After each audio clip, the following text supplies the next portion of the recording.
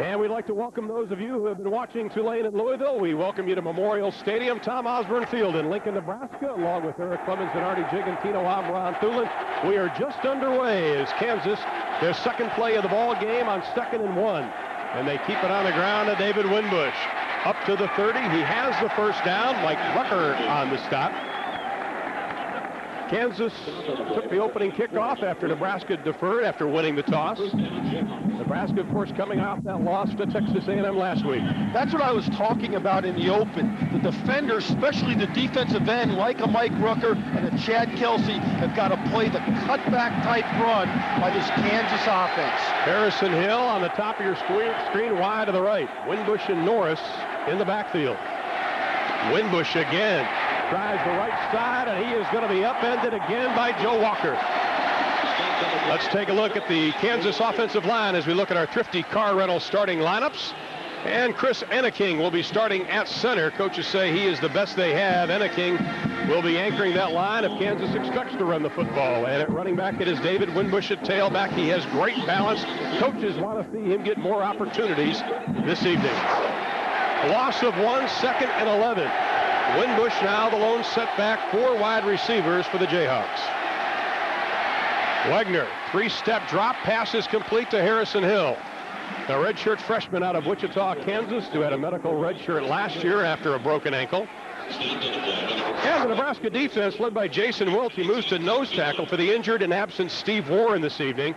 At linebacker, Jay Foreman, one of 10 semifinalists for the Butkus Award. And in the secondary, at the right quarterback spot, it will be Ralph Brown, who has started every game in his Nebraska career. After a pickup of 8, 3rd down and 3. Wagner again, a 3-step drop intended for Tremaine Fulton, incomplete, and Kansas will be forced to kick it away. And Wagner looked a little confused on that because it seemed like it was a miscommunication between him and his wide receivers. It was a 3-step drop, and you see Terry Allen there talk to Tremaine Fulton, number 8, saying, hey, you got to turn around because we thought it was going to be a zone. Nebraska played man-to-man. Back to receive the kick, it is Joe Walker, number 25, standing at his own 20-yard line. Matt Tyler, a redshirt freshman from Topeka, Kansas, will kick it into a very stiff wind. It's a pretty good kick. Walker at the 24, right up the middle. He won the game versus Oklahoma State, and he almost breaks this one. A 38-yard kick. Walker on the return, crosses the 50, and gets into Kansas territory.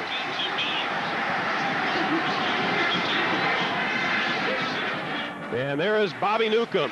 Lowest rushing average for the Nebraska Cornhuskers since 1976, but the highest passing average since 76. Newcomb, 63% of his passes have been complete. He's thrown only 1 interception this year. High formation for the Huskers.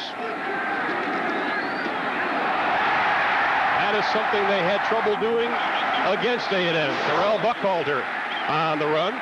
And the Nebraska offensive line, Adam Jolch, he said he was embarrassed after the performance of A&M, wants to get back to smash-mouth Nebraska football. And in the running back spot, it is Buckhalter getting the start. He is their leading rusher. D'Angelo Evans is injured, but he can play if necessary this evening. Pickup of 8 on the play, 2nd and 2 now for the Huskers. Makovic of the fullback. Wiggins in motion, the option. Newcomb keeps it, and he gets crushed as he makes his way down to the 37-yard line, close to the first down. And the Kansas defense, 99th against the run this year. And on the line, it is Deion Johnson at left end. He's 6'4", 290 pounds. He is their best on the line. Linebacker spot, Patrick Brown. He's undersized, extremely intelligent, also consistent. And in the secondary, Chad Colner at free safety. Coaches have challenged him to step it up on the run support. 3rd down and 1 for Nebraska. Newcomb, he's going to keep it. Got the first down barely. If they mark his forward progress, it will be close. And where one official is standing, Jeremy Hannock on the stop, it should be a first down.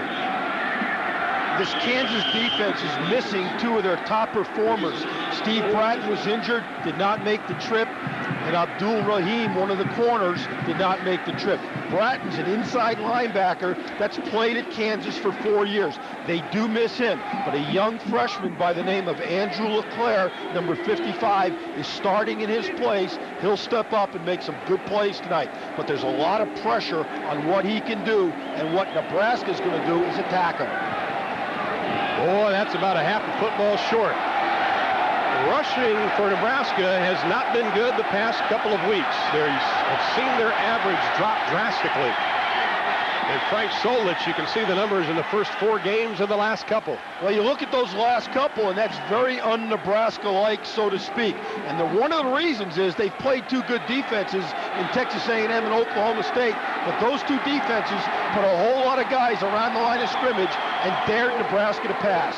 On 4th down and a half of football, Newcomb keeps it. Nebraska was 0 for 3 on 4th down attempts against A&M last week, but they've got this one. Well, that makes them 4 out of 8 for the year, which is 50%. But in Nebraska, you want that percentage to be around 75%. I think it's the correct move by Frank Solich this early in the game to tell his offensive line, I've got a lot of confidence in you tonight, and we are going to be very aggressive in what we do in the running game. So far, they've been able to run successfully. Wiggins in motion, and they'll keep it on the ground again.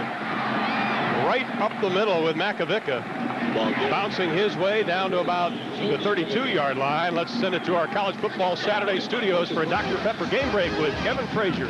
Guys, for those regions that missed the finish of Louisville-Tulane, the Cardinals drive to the 2-yard line, but Chris Redmond's pass, as time runs out, falls short. Tulane unbeaten. Artie, are the Green Wave for real? I think they are for real, Kevin, and one of the reasons is they can throw the football, which makes them able to compete with anybody. It'll be interesting to see what bowl game they end up in this year. But yes, they are for real. On the pitch, Buckholder, running room, touchdown Nebraska.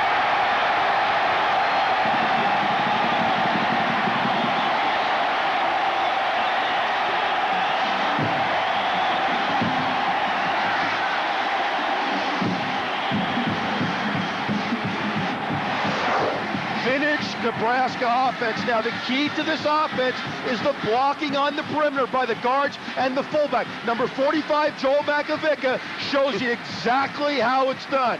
That is called a chop block, a cut block. But what it does, it gets the fullback into the feet of the defender and knocks him down. Penalty flags thrown as Chris Brown attempts the extra point. Brown hasn't missed one since 1996. Dead ball. False start offense. 5 yards. Repeat the play. And now instead of automatic, they'll back it up a little bit more and be almost like a short field goal. You know, that's an amazing record for Chris Brown to have, say, 108 consecutive PATs. I mean, you got to miss one once in a while or get one blocked or tipped at the line of scrimmage, but this guy has been very machine-like. He's only missed 4 in his entire career. Great concentration, though, to follow through and to have the mechanics all the same all the time, starting with the snap. Great snap. The hold is good, and the kick is good. Terrell Buckhalter, replacing the injured D'Angelo Evans, takes it in as Nebraska strikes first with 10:45 left in the first. And that is the state capitol here in Lincoln, Nebraska, as we stand on 10th Street and look down the mall. Nebraska leads it 7-0. Chris Brown set to kick it away.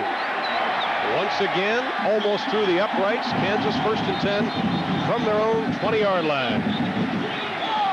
Homecoming weekend here in Lincoln, Nebraska. Crowd of, now they're telling us, 76,000 on hand. It was raining about an hour ago. It is chilly. The temperature expected to drop into the low 40s by the time this game is over, and for now the rain is held up. The Nebraska scoring drive only took them 2 minutes and 20 seconds to cover 47 yards. They did it in 6 plays, all on the ground. Mitch Bowles now in at running back, number 20 for the Kansas Jayhawks. Norris once again the fullback, and this is Bowles. The junior out of Las Vegas, Nevada, stacked up by Jason Wiltz, who got the penetration, the senior out of New Orleans. That's the kind of cutback play this Nebraska defense has got to defend tonight. And that time, Wiltz stayed at home, and he was right there to meet it in the backfield. One thing this Kansas offense has done is they've really changed their scheme from last year, gone more to the West Coast type offense. Yeah, they're throwing the football more. One of the reasons they were so conservative a year ago is their defense was very, very good. And quite frankly, Terry Allen said we didn't want to make a lot of mistakes on offense. On 2nd and 9, Wagner will put it up. The rush is on. The pocket collapses and the pass is incomplete. Intended for Fulton. Wagner really had the time on that play. Stepped up in the pocket, showed some patience. You see the numbers on Wagner. And one of the reasons for his improvement, besides the fact that he's a year older and the head football coach is more committed to throwing the football, is the offensive line is intact. All starters returned from last year. So a lot of those reasons equal this offense being more productive and the quarterback playing better. Kansas only 39% on 3rd down this year. Fulton in motion. On 3rd and 9, Wagner again has the time. Pass is going to be overthrown, intended for Harrison Hill. But Wagner is getting the time. But one thing Terry Allen says, that usually at the beginning of the game, Wagner is a little bit uncomfortable. He had 5 incompletions last week against Baylor before he got things rolling. He says, but it takes him a while to get the handle on things before he really kicks it in gear. Well, you better hurry up the process here, because one of the things an opponent coming into Lincoln does not want to do, and that's get behind too far, too fast. Joe Garcia's first kick was 39. This one into the wind, it hangs up. Ralph Brown dancing around, trying to get to the 50, and he does, and he is nailed. Once he does, the ball is loose, but Nebraska will retain possession. 7 on the return after a kick of 35, and we'll take a timeout. 9:36 left to play in quarter number 1, and the Huskers lead the Jayhawks by a touchdown.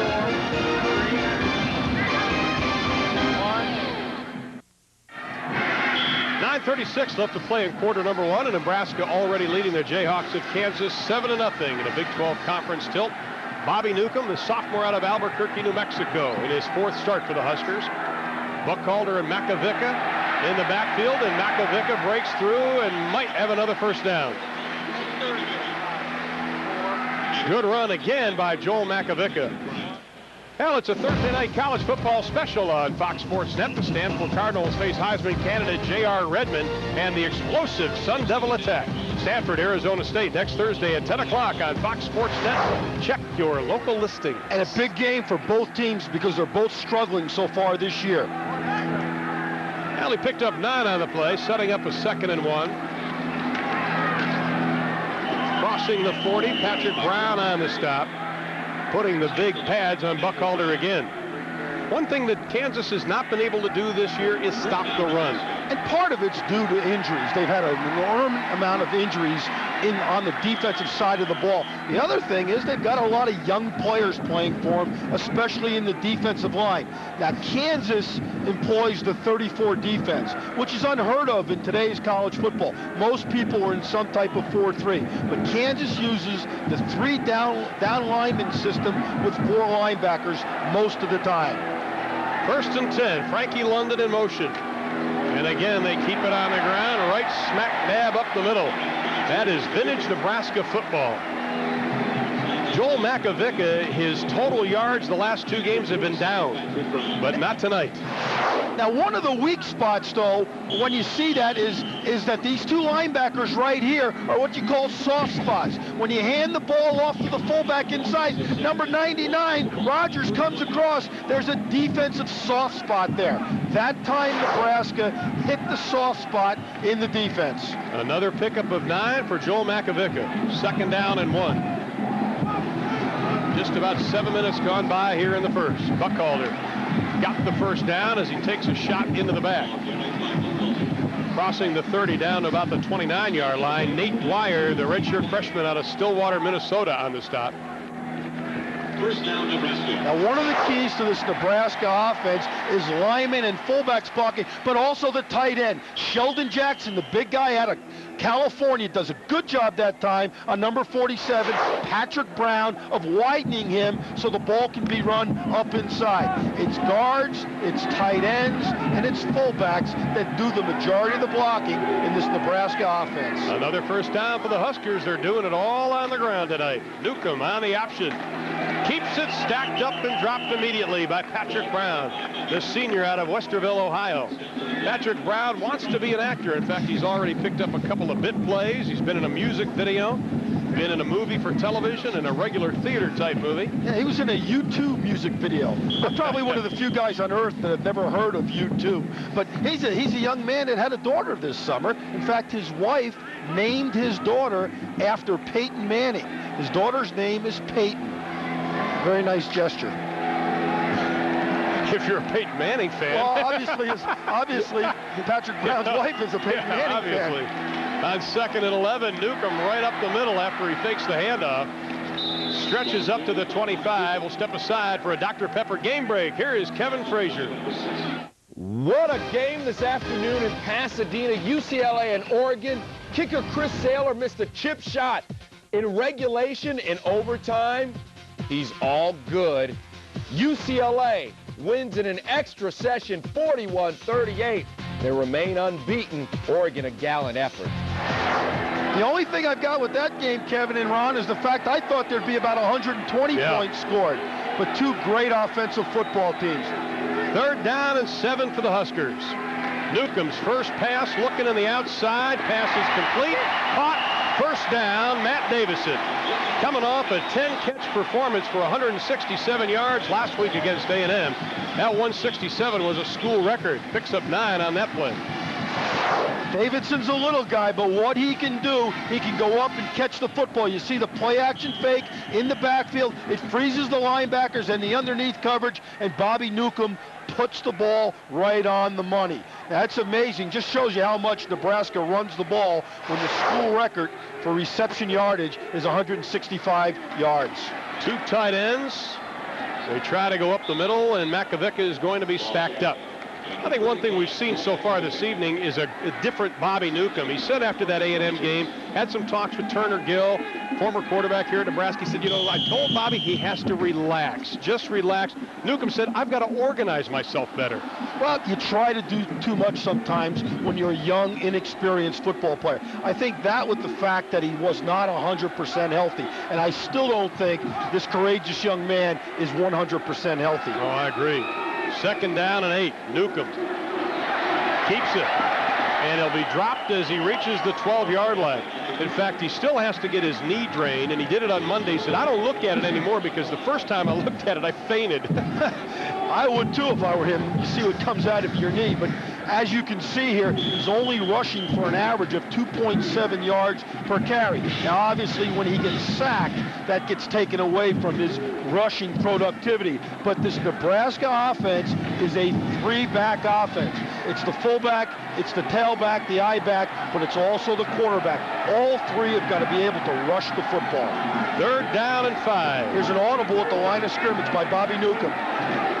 Some jumping around. Newcomb on a busted play, trying to make something out of nothing. Gets down to the 10-yard line. Will still be about 3 yards short of the first down. We'll set up 4th and 2, and Frank Solich not taking any chances. Sending in Chris Brown. Good job that time by the Kansas defense of staying at home, because when Bobby Newcomb is dangerous, it's when he improvises, and that time he tried to improvise. But number 41, Dion Rayford, stayed at home. The junior college transfer from West Valley Junior College out in California made a heck of a play. This will be a 27-yard attempt for Chris Brown. Frankie London is the holder. The kick is up and away, and it is good. So Nebraska doesn't get the 7, but they get the 3 from Nebraska's all-time leading scorer, Chris Brown, and with 3:55 left to play in the first, Nebraska leads.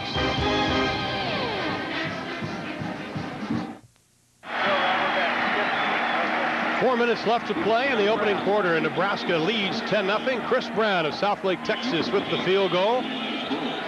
Knocks it home, giving them the lead, and our GTE Academic Player of the Game is Chris Brown, the all-time leading scorer, a 3.4 GPA in social sciences, and he is their all-time leading scorer. And the great ones make it look so easy. They're effortless. Chris Brown is an effortless kicker. Last year, Nebraska was 99th in kickoff returns. This year, they're 45th, but tonight they are 0 for 0 because Brown keeps drilling it into the end zone with the win.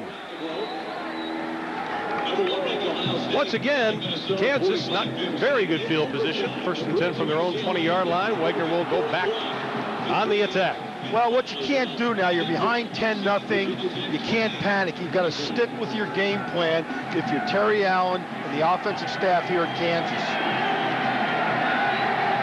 Well, they wanted to test Nebraska's corners tonight. So far, they haven't been successful at it. Now they're going after him. Wagner's pass lofted and is going to be called complete.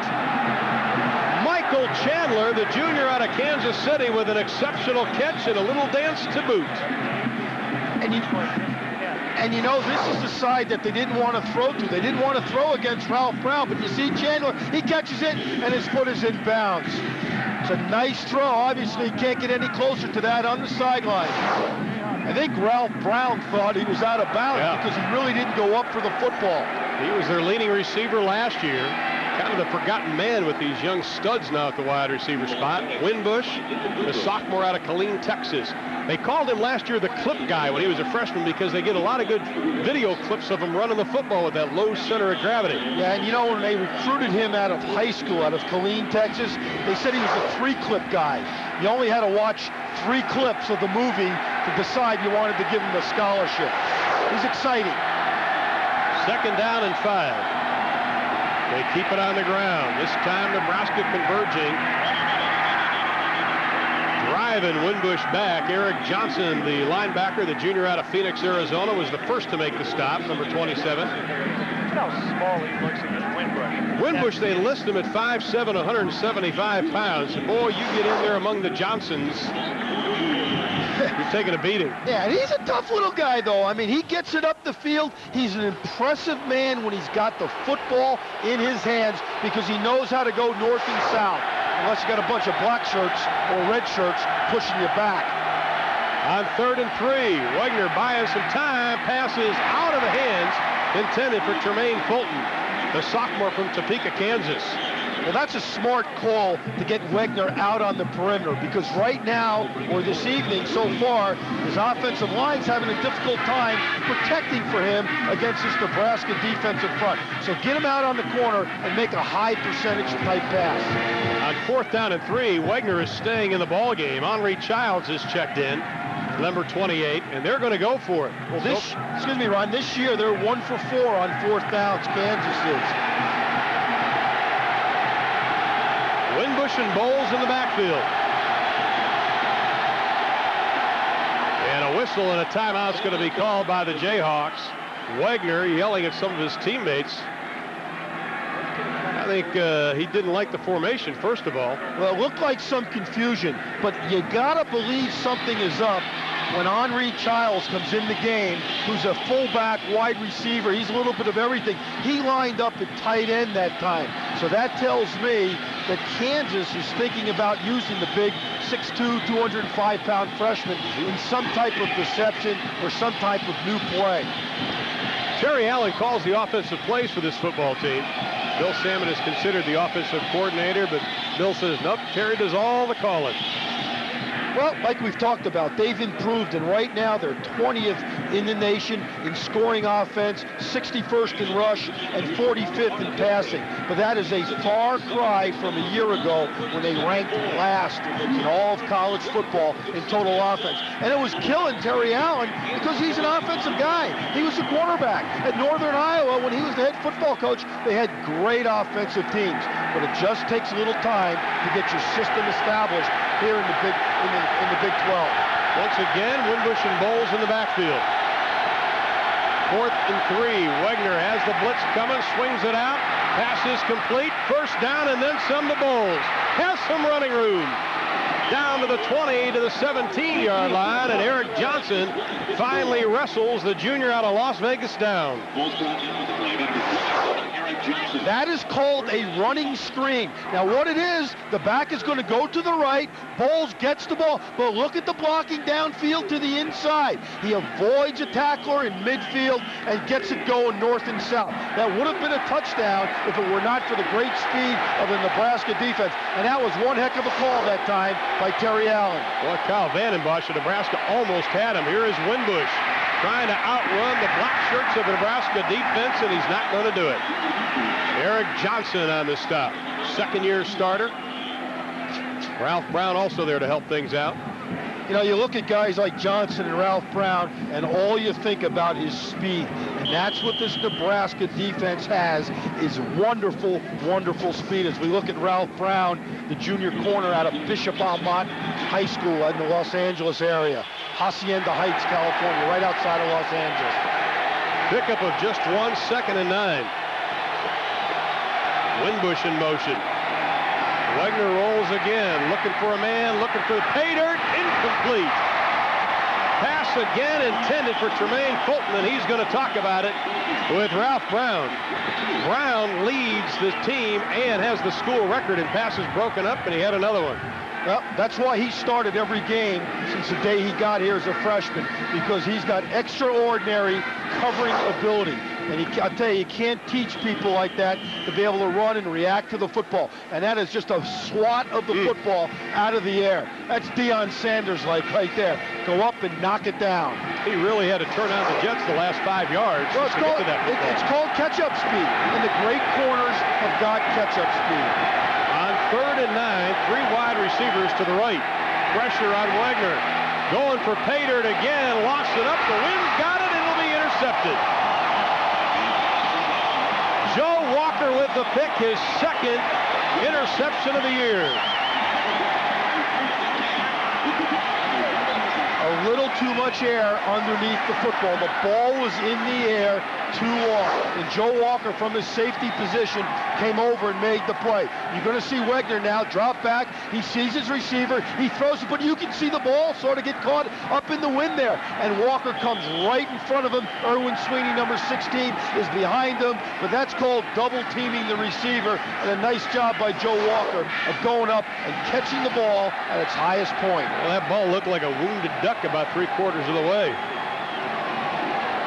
They'll keep it on the ground, straight in the middle. Monte Cristo is now in a quarterback. They expected him to take some snaps. Eric Crouch, the usual backup quarterback, is dinged up a little bit.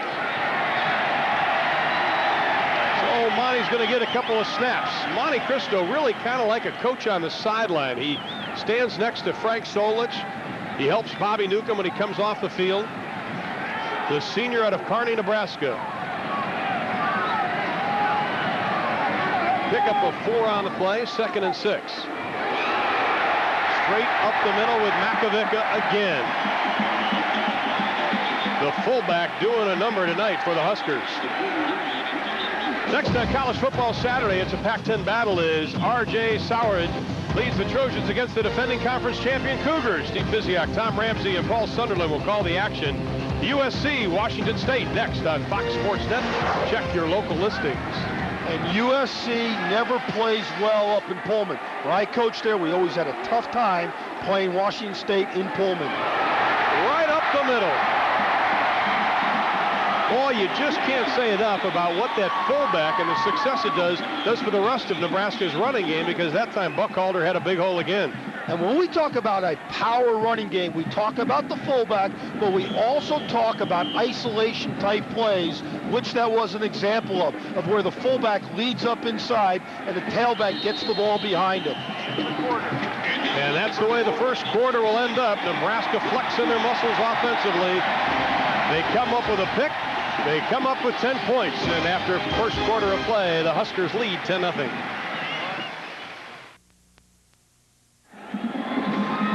Back at Tom Osborne Field, Eric Clemens down on the field here. And, of course, the last interception Zach Wegner threw was devastating on the Kansas sideline here. They thought they had something going. But on the Nebraska side, the coaches are telling the defenders, watch 45. Knock him out of there as the first man through. We'll see what adjustments they make on this Nebraska drive, as they already got 99 yards rushing, guys. All right, that and ball control. Nebraska had the football 9 minutes in that opening quarter. They keep it on 2nd and 1 and will get the first down. And you know what's interesting about that drive, or so far today in the first quarter, is they've only thrown the ball 1 time. And they threw it too many times, quite honestly, against Texas A&M. And they got behind, they threw it 27 times. Nebraska wants to throw the football about 15 times a game. Now, Monte Cristo remains in at quarterback. He does have experience. It's not like he hasn't played any. And Nebraska just pounding it away up the middle again with Buck Calder, Deion Johnson making the stop. One thing the coaches like about Monte Cristo, he's a great ball handler. He does an excellent job of his footwork of handing the football off to his tailbacks. And this man right here, for a long time under Tom Osborne, Frank Solich, was in charge of the running game, along obviously with Tom Osborne. And he's a fanatic for quarterback's footwork. Willie Miller this time, the fullback, a sophomore out of Omaha, Nebraska. 6 foot, 230 pounder with his 13th carry on the year. And he has the success of everybody else. Okay, now watch big old Willie Miller back here now. He's a backup tailback. He's going to come up in here on a little counter-type play. But watch the guys up front from Nebraska. They're doing a good job of making a hole. And old Miller sees a cutback, and he gets 6 or 7 yards on the cutback. But that's good vision that time by the big fella out of Omaha. He's 6 foot, he's 230 pounds, and he's a tank when he gets going. Billy Legate now in the lineup, and it is Makovica on the carries. Or take that back, it's Legate again, right up the middle. Boy, I tell you, Frank Solich just running everybody in there. Everybody's getting a shot at playing tonight. Well, you know, when you keep your fullbacks healthy and you keep your fullbacks fresh, they become very productive. Now, Legate is 5'11", he's 230. Miller's 230. Makovica's 240. They're all big guys. Now, when Frank Solich was the fullback, he was 170. So times have really changed. Pickup of 11 on the play, another first down for the Huskers. Newcomb keeps it, slips, falls, and gets drilled as he crosses the 50. Cristo. Now, one thing, if you're Kansas, you've got to realize when Cristo is in the game, he is not the running threat that a Newcomb or a Crouch is. Look for him either to throw it or to hand the football off like he's doing on this drive.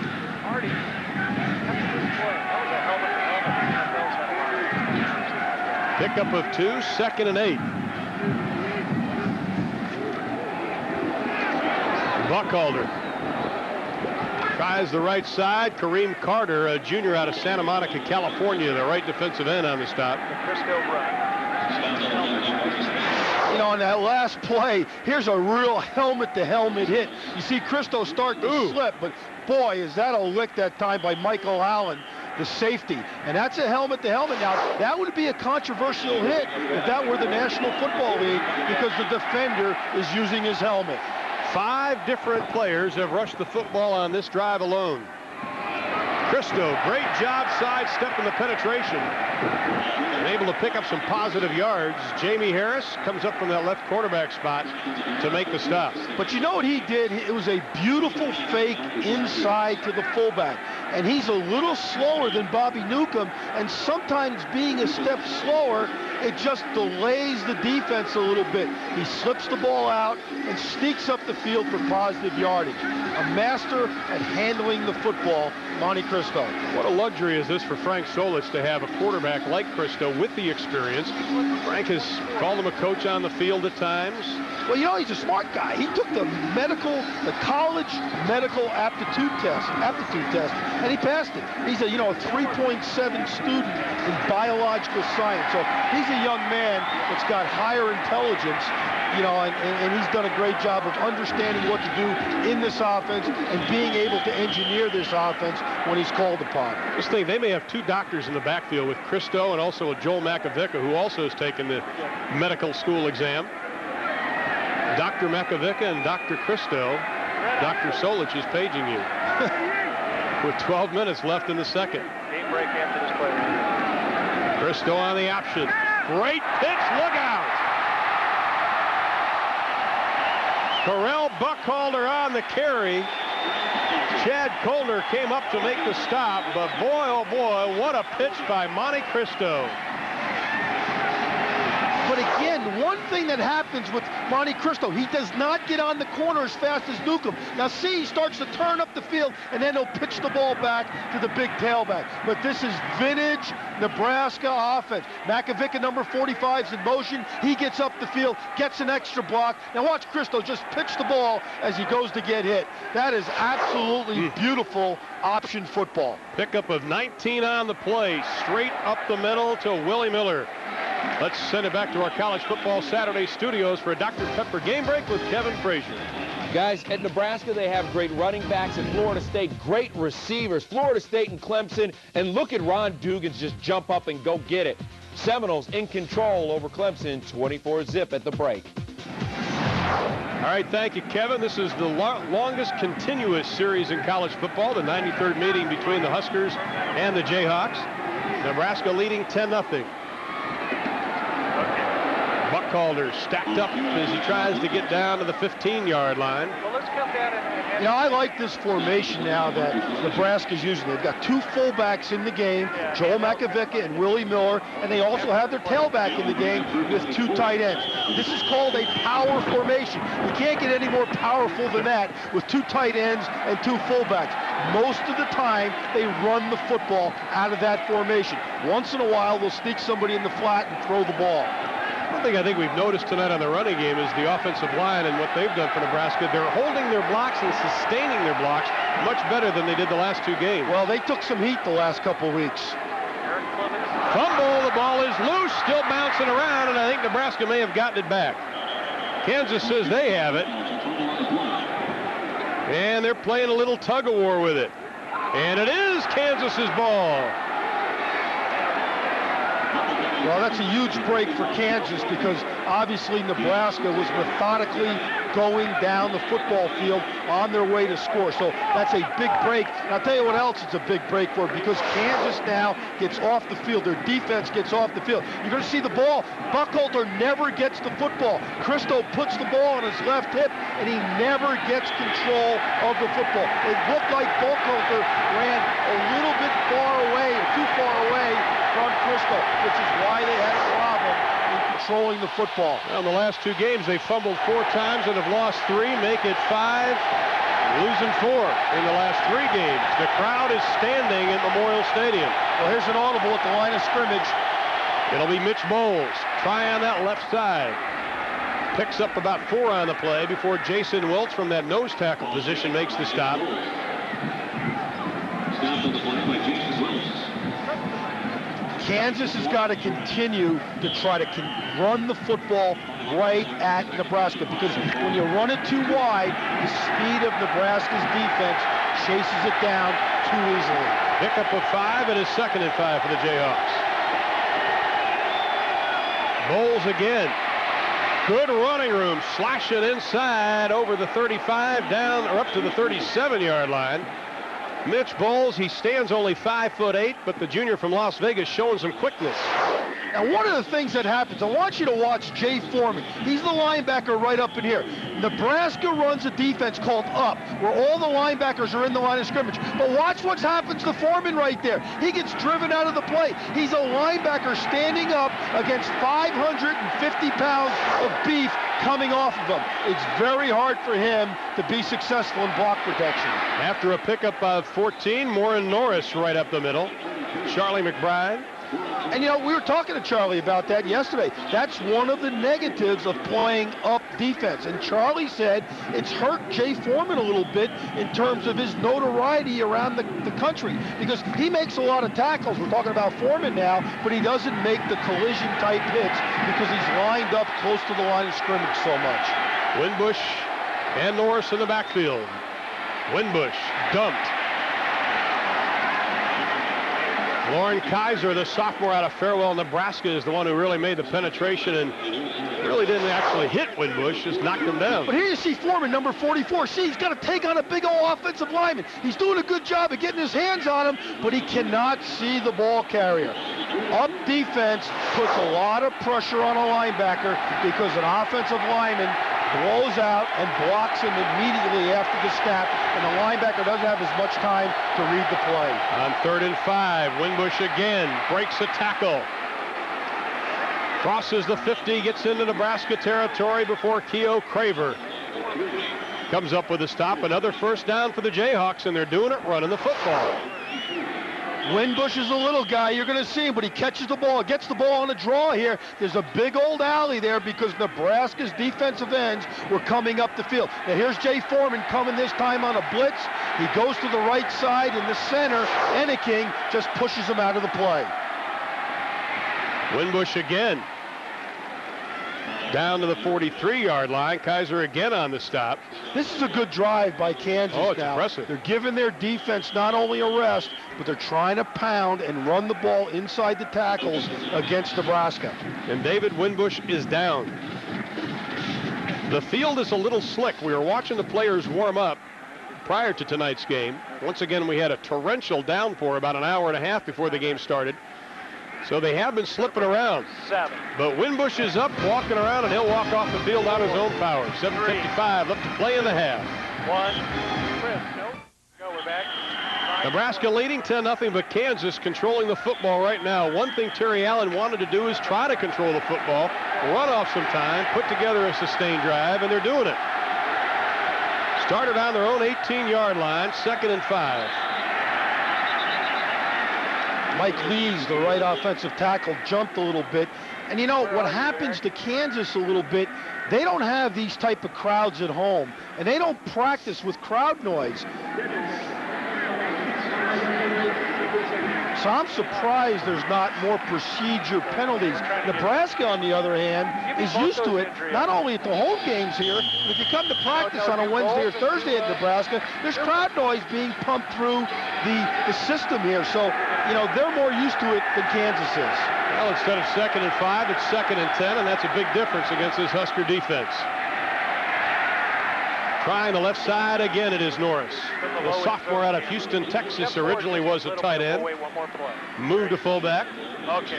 Only 10 carries in 1997. No, Charlie McBride gave him a great compliment the other day. The big guy, 245.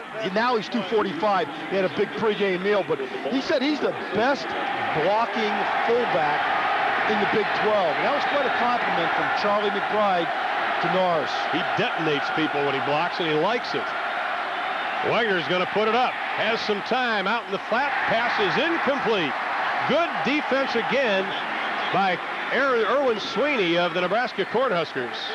Eric Clemens has an injury update for us. Eric?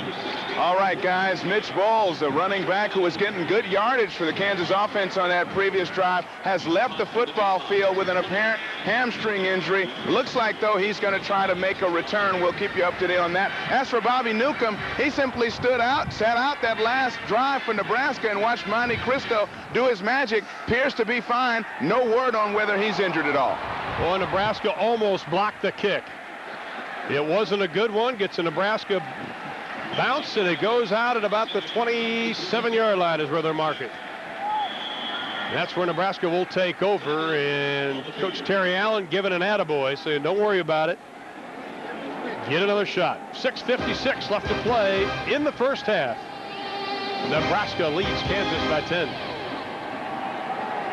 And looking at the state capital of Nebraska, a cold and windy night in Lincoln. Thank goodness the rain has held off. 1st and 10 for the Nebraska Cornhuskers. Bobby Newcomb back in at quarterback. Couple of tight ends. Flags are flying. He called an audible on that play, but it looks like he took too much time. There was some movement on the offensive line. Our referee tonight, John Lawrence. 5-yard penalty. Repeat first down. Nebraska almost got a piece of this. Now, Finister, number 2, comes off the corner, but watch Matt Tyler. He sees him coming out of the corner of his eye, and he takes his foot, watches right there, and he kicks the ball up there, which is why he shanks it, and Finister just misses it. Finister's got to go in with his hands and try to take the ball off the punter's foot. And he's turning around. He can't believe that he missed it. Well, I can't believe he did either. I know, but you know what? That's really a skill. It's very hard to master. Dan Alexander now in the tailback spot for the Huskers, leading by 10. Newcomb wanted to throw it, tucked it, then let it go. The pass is complete to Tracy Wistrom out of Webb City, Missouri. Pickup of 21 on the play. A good old-fashioned bootleg play, and Bobby Newcomb pays the price as he just gets leveled by Caston. But so does Wistrom. He goes up and catches the football in the air, and he comes down hard too. The younger brother of the 2-time All-American and the Lombardi Award winner, Grant Wistrom. Little brother Tracy with the reception. Willie Miller now the fullback. It is Dan Alexander. Crossing the 50, and he gets into Kansas territory. Boy, they've used Buckalter, Alexander, Makovica, Willie Miller, Legate. Everybody's got a chance to run the football tonight for the Huskers. One of the things Nebraska's offensive coaches wanted to do tonight was keep fresh. They're rotating 7 different offensive linemen in. They're using different backs, obviously using different quarterbacks. They want freshness so everybody can play 100% on every snap. And I think that's what the Nebraska coaches are getting tonight. Exactly. 2 tight ends in the ball game for the Huskers, and it is Alexander. Stacked up, he'll probably be just a little bit short of the first down. It'll be close. Well, tonight after the game, stay tuned for Fox Sports News Primetime. All the scores, all the highlights, all the breaking stories. Covering your hometown teams 7 nights a week. We are there. Fox Sports News Primetime tonight after the games. It'll be 3rd down. Less than a yard. Frank Solich, look at the yardage, 197, but they've given up 122 to Kansas. That's a little surprising. It looks like Nebraska has just clearly dominated this game, but obviously the stats don't bear that out. Bobby Newcomb does get the first down. Newcomb came on as quite a cult hero early on in the year. Much anticipated. Newcomb taking over at quarterback, even has his own website. I think we got to get a website. Right? Right. I can't even turn on my computer. Well, what happens, though, when you become the quarterback at a place like Nebraska? The tradition is unbelievable here. The crowd is unbelievable. You are indeed a cult hero before you take a snap. Plus, he had a great spring, so I think that kind of fueled the fire this summer. But you hit it on the head. He hasn't been 100% really since that opening game. And he's an excellent athlete and a great young man. And once he is 100%, from a health standpoint, I think we'll see the real Bobby Newcomb because he can run the football, but he can also throw it. And I saw their spring game, and I said, oh my, this guy is going to be the best quarterback maybe in the history of Nebraska. He really put on a show that day. As far as run-pass threat, the best probably since Turner Gill, now a coach. Newcomb's going to put it up. He's got some running room. And he is just going to be dragged down by Hanson Caston, who grabbed the jersey of Newcomb and hung on for dear life. Caston, a senior out of Houston, Texas. It's a good job by Caston of chasing him down. Now, Caston's an interesting guy, too. As you see Bobby Newcomb scramble, Caston's a junior college transfer from Blinn Junior College, and he was a teammate of Kansas State's Michael Bishop. And he never lost a game in junior college, taking over for the great Ron Warner at one of the outside linebacker positions. Well, what happened to tearaway jerseys? They needed it there, 2nd and 1. Wasn't sure what they wanted to do with that. Willie Miller just hung out of the ball, and Newcomb looked like he was trying to pull it out of his belly. Get the ball back. And he's going to be short of the first down. You know, there are 2 types of fullback plays. One, where they designate they're going to hand the ball off to the fullback in the huddle, and the other, where the quarterback literally puts the fullback into the football into the belly of the fullback, and then makes a decision whether to leave it in there or take it out. That time, it looked like a, quote, triple option, where Bobby Newcomb was thinking about taking it out. It is 3rd down and 1. Newcomb keeps it again and just follows behind the big offensive line and the block of Josh Fescue to get yet another Husker first down with 3:42 left to play in the second quarter. You know, coming into the game tonight, Nebraska was 46%, which is outstanding on 3rd downs. They were 50% prior to the Oklahoma State game. J.J. Johnson has now come out of the ball game, and it looks like he may have injured an ankle for that Kansas defense. 2 tight ends again by Nebraska. We've seen it a lot this evening. Little play action. Wide open, complete to Makovica. Inside the 10, they'll mark it at about the 8.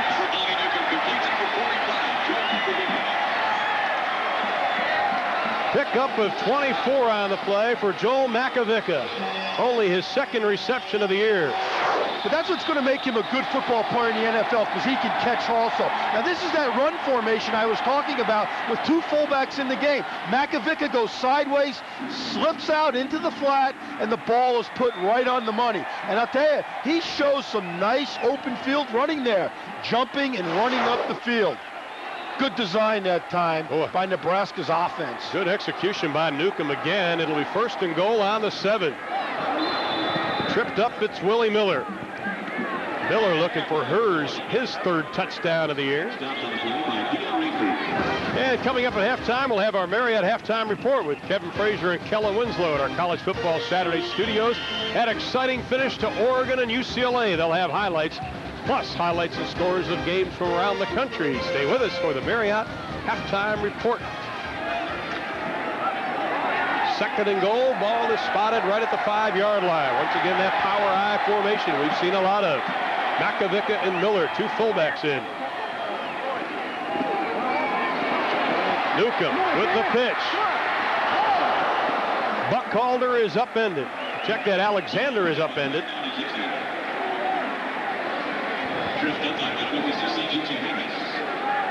Jamie Harris that time coming up from his cornerback position, making a good tackle. Now this is amazing. Here's Nebraska, 30 opportunities in the red zone, 23 touchdowns, 3 field goals. That's 26 out of 30, and obviously they're 1 for 2 tonight on field goals. But that's a pretty good percentage. I think about 89-90% Somewhere of most coaches would like that. Yes, absolutely. But here's the big one at 3rd and 2. Wistrom and Sheldon Jackson, the tight ends. Movement in the backfield, 2 guys moving. Even if they get in, it's not going to count. Well, Dan Alexander makes the mistake here. He's the tailbacker, the I-back here, and he goes in motion also. Nebraska doesn't have that in their offensive arsenal, believe me, because I've never seen it before. Both guys going in motion. I don't think anybody has that in their playbook. Well, Big Dan, now watch him here. Makovic is the inside guy. He goes, but now Alexander says, he's going, I'm going to go with him. Watch Alexander, number 38. He goes. You cannot do that in the United States. Now, I think in Canada you might be able to do that, and maybe somewhere in Lincoln, but not in this stadium tonight. Well, I think that's a new Olympic sport, synchronized running, I think it's going to be called. It will be in Sydney. And, and obviously Alexander's an outstanding football player, but I wonder what he was thinking. I really wonder what he was thinking about that, because they don't have that in their offense. Maybe he just saw them move, and he thought he was going to move with them. I'll tell you one thing about Dan Alexander, number 38. He was the top scorer in the Nebraska physical fitness test this summer. And Boyd Epley refers to him as King Kong, just a guy that can do everything extremely well. He is a physical specimen. How about 200-plus pounds, 250 pounds? He's got 5% body fat.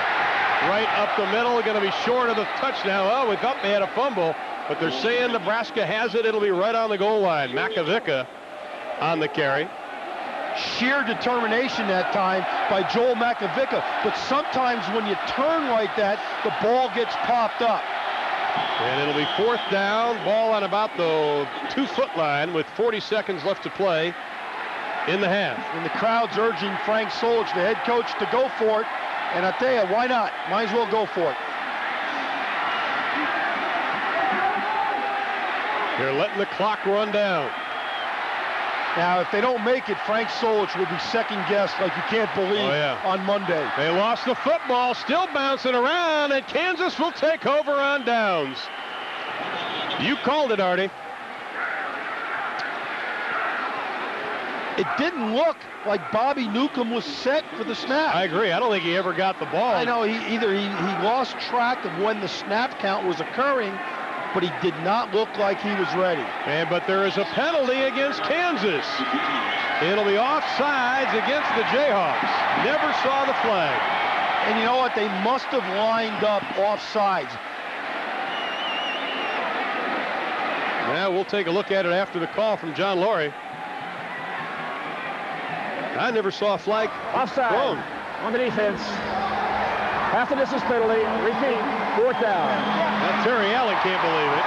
When I was coaching on defense. I always told the players down on the goal line, you got to line up on sides, because look at right there. You're in the end zone and you want to crowd the ball, but they are offsides. That guy at the top is clearly offsides, and the center did a great job. He snapped the ball to catch him, which is why Bobby Newcomb was not ready for the snap. Now Terry wants one of the officials to come over and talk about it. 16 seconds left.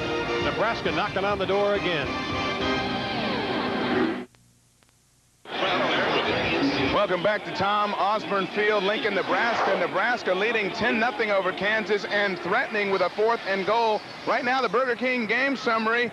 Correll Buckhalter, 76 yards on the ground. Wegner, meanwhile, not doing it through the air for Kansas. Nebraska dominating with total yardage, approaching 200 on the ground. Guys, they could add to the lead with a 4th and goal conversion here. Well, Terry Allen still doesn't like the call, but you talk about that 194 yards rushing already for Nebraska, considering that they combined for just over 200, 213 in the last 2 games. It's not too bad. Let's go back to that offsides once again. Josh Heskew, the center, just makes a very much of a heads-up play, because as we illustrated before, the guy at the top of the defensive end, right up here, watch him, he jumps off sides, and he puts his hand down, and Heskew snaps the ball. I don't think I saw him step, but the hand did go down. Hand did go down, body's off sides. Nevertheless, 4th down and goal to go, and it is a touchdown for Nebraska.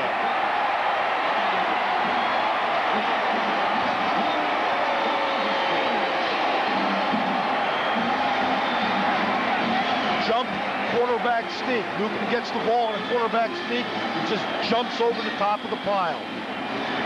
The negative of that play, of trying that play, sometimes the football gets exposed, but not that time. Bobby Newcomb's 8th rushing touchdown of the year. And with 13 seconds left, Chris Brown will try to make it a 17-0 game. And the streak continues for Brown. Final 13 seconds left in the half, and the Huskers have taken control of the ballgame. Now, Marcus Rogers was hurt on the play, but he is up walking off under his own power, and Nebraska leads at 17-0 with 13 seconds left to play in the first half. Kansas has played them tough the whole game, but able to run the football. They're just coming up a little bit short. Chris Brown set to kick it away again, this time into the wind. Yeah, I don't think this is going to go into the end zone for a touchback this time. In fact, Kansas is lining up on around the 10-yard line because of the wind here tonight. The ball should not carry. Childs on the near side, Winbush on the far side, waiting for Chris Brown's kick. Kind of pooches it, short kick. Childs, not much running room, with 9 seconds left to play in the first half. Snap of the play. Yeah, we got to do the play.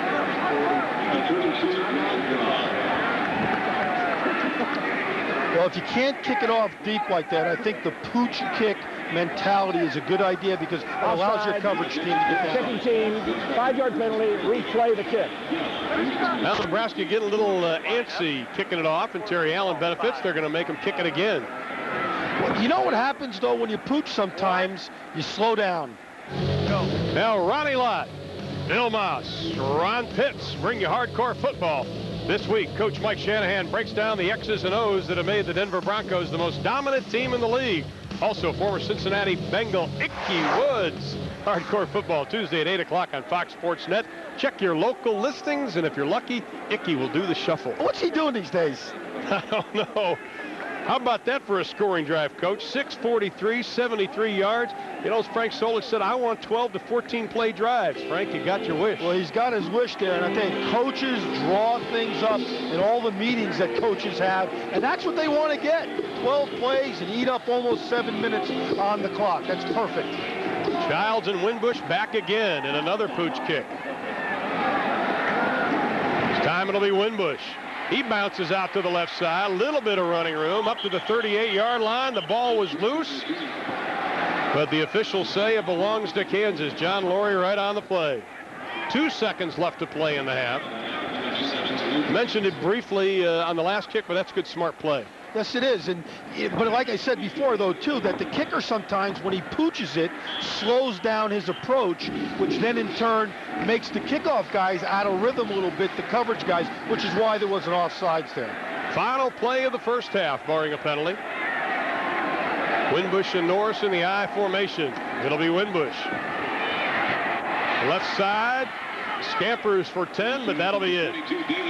Well, the Nebraska Cornhuskers rushing for 195 yards, 250 in the first half, doubling up the offensive production for Kansas. Coach Terry Allen's team trails 17-0. And, you know, let's send it down to Eric Clemens with head coach Frank Solich of Nebraska. Make it quick. All right, guys. Coach Solich, you control the ball. It would look more like a Nebraska running attack. Your assessment of the first half? Well, we ran better at them than we've run for a while, and I think that's good. We'll try to do a little bit more of that the second half. There were some timely throws mixed in. You just kind of go with what's going well, and the power game was going pretty well for us. Good enough, Coach. Good luck to you in the second half. All right, now time for our Marriott halftime report with the Huskers leading KU 17-0. Let's send it to our Fox College Football Saturday studios, Kevin Frazier and Kellen Winslow. Guys? The Nebraska Cornhuskers looking for their 30th consecutive win over the Kansas Jayhawks. Halfway home, Nebraska leads at 17-0 along with Artie Gigantino. I'm Ron Thulin. Artie, you look at the numbers. The one thing that stands out, time of possession. well, yeah, Nebraska's had the ball for almost 20 minutes this half, which is very, very much like Nebraska of old. Kansas only 10 minutes. But to me, the thing that's really stood out is the fact that Nebraska has started to rejuvenate their running attack. They've rushed for 195 yards. Look for them to try to get 400 today and to go into the rest of their schedule with confidence again in the power running game and the fullback running game. Well, obviously, Frank Solich, as we heard going to break at intermission, he liked what he sees so far in the first half. But what about Terry Allen? Eric Clemens is on the sideline with that. All right, guys. Well, Terry Allen told me just a few moments ago that they just need a defensive stop. They feel offensively that they can move the ball against this Nebraska defense, but the defense needs to make a stand, needs to get a turnover and do something to get them right back in the ball game. Already they're 132 yards in the first half. Beats their total last year against this Nebraska team by a lot. Guys? Boy, you got that right, Eric. And as we kick it away into the end zone, and Nebraska will take over 1st and 10 from their own 20-yard line. Nebraska 66-2 at home in the last 11 years. And Bobby Newcomb trying to add to that this evening. Well, I've always said, Ron, that the most important drive of the second half is the first offensive drive. Look for Nebraska to come out here and try to make a statement with this drive here in the first drive here in the second half. You look at the first half possessions, there were only 4, but there were 3 scores and a fumble, which could have been a score. So Nebraska is doing what they wanted to do coming into this game.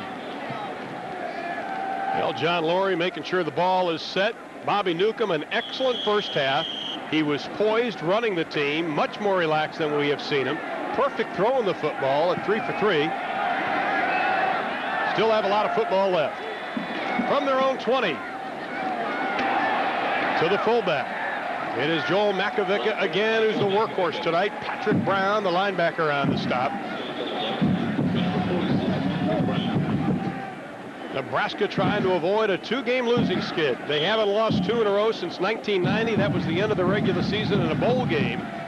You go back to the regular season, the last time they lost 2 in a row, that was 1976. Frank Solich doesn't want to be part of that history. Pickup of 5 on the play, 2nd and 5. Once again, the I formation, a couple of tight ends. Right up the middle again. Makovica just assaulting the middle of that Kansas defense. Well, that was a handoff that time to big Joel Makovica, but the option is working as well. This is vintage Nebraska. A pitch out to Buckholter, a bunch of blocks down the field, and into the end zone. You want to run, if you're Nebraska, about 13 or 14 options every game, and you don't have to run any more when they work like that. Now, Frank Solich said running consistency, especially at the fullback spot, was a deficit last week. Not tonight. Newcomb, play action. Pulls it down, has a little bit of running room. Dancing around at the 30, and he is going to be brought down at the 34-yard line. Dion Rafer from Los Gatos, California, the junior on the stop.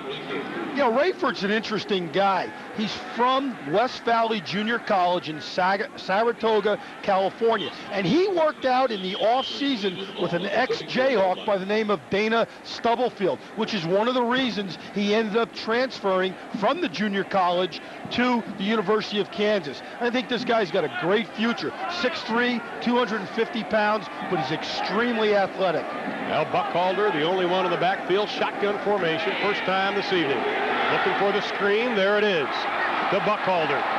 He can't get enough blocks to open him up. Does get back to the original line of scrimmage before Michael Allen, the defensive leader, coming up with that strong safety spot to make the stop. Nebraska had too much practice, according to Frank Solich, last week against Texas A&M in the shotgun. They used it exclusively in the fourth quarter. Yeah, the shotgun caused Bobby Newcomb to get sacked a couple times, like 3 in a row. Tonight he's been perfect. 4 of 4, 58 yards. Trying to make sure the pads are all attached before he goes back into battle. But as we talked before, you want to throw the ball, if you're Nebraska, around 15 times a game. Not too many less, not too much more. 3rd down and 10. Newcomb will put it up again. Looking right down the middle, has a man, Chevin Wiggins, and overthrows him. And Nebraska will be forced to punt. It is their first punt of the ball game. A little too much air underneath the football that time by Bobby Newcomb, because the one thing he's an accurate thrower. And that time, he just got a little bit too much muscle into the throw and overthrew Wiggins. Kansas, the number 2 punt return team in the NCAA. Kansas State was number 1 heading into this weekend. They were 100th last year. Henry Childs is set to return the kick. Almost blocked. No roughing the kicker. Childs calls for the fair catch at the 20, and that's where Kansas will take over. Boy, LaFleur almost had that taken off his foot. Dustin Curry almost got a piece of it. Well, this time Curry gets clean, but what you got to do, you can't go up in the air like that. He does a great job of avoiding the punter. I think the official made the right call, but what Curry's got to do, you can't jump up into the air. You've got to lay out and take the ball off the foot of the punter. Just poor technique that time on blocking the punt. But a good stop for that Kansas defense, and they try to go on the ground. Trying the right side, not much running room. Maybe picking up a yard. David Winbush on the carry. Tomorrow on Going Deep, a profile of Keyshawn Johnson, the controversial number 1 pick in his make-or-break year. Is he the next Jerry Rice or the next Brian Bosworth? Join host Joe Buck for Going Deep tomorrow at 9 o'clock on Fox Sports Net. Check your local listings.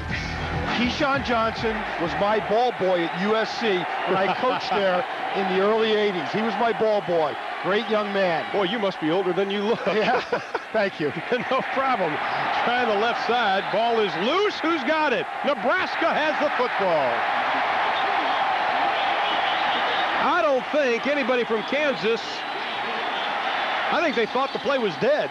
You know, that's kind of what it looked like, because no one really went after the football. And there's Terry Allen saying, hey, what the heck happened? Now watch the ball get up inside there.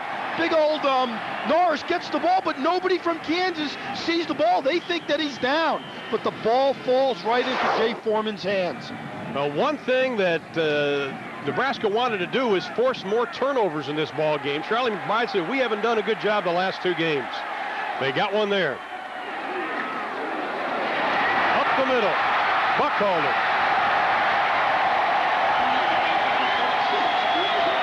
Down to the 6.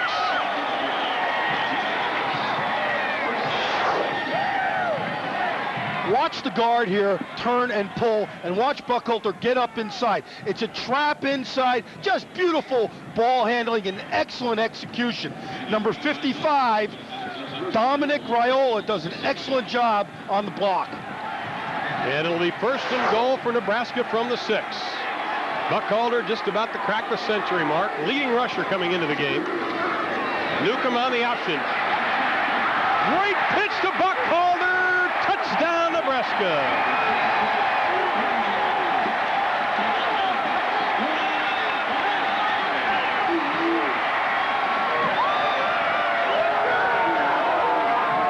That is called pitching the football at the last possible moment.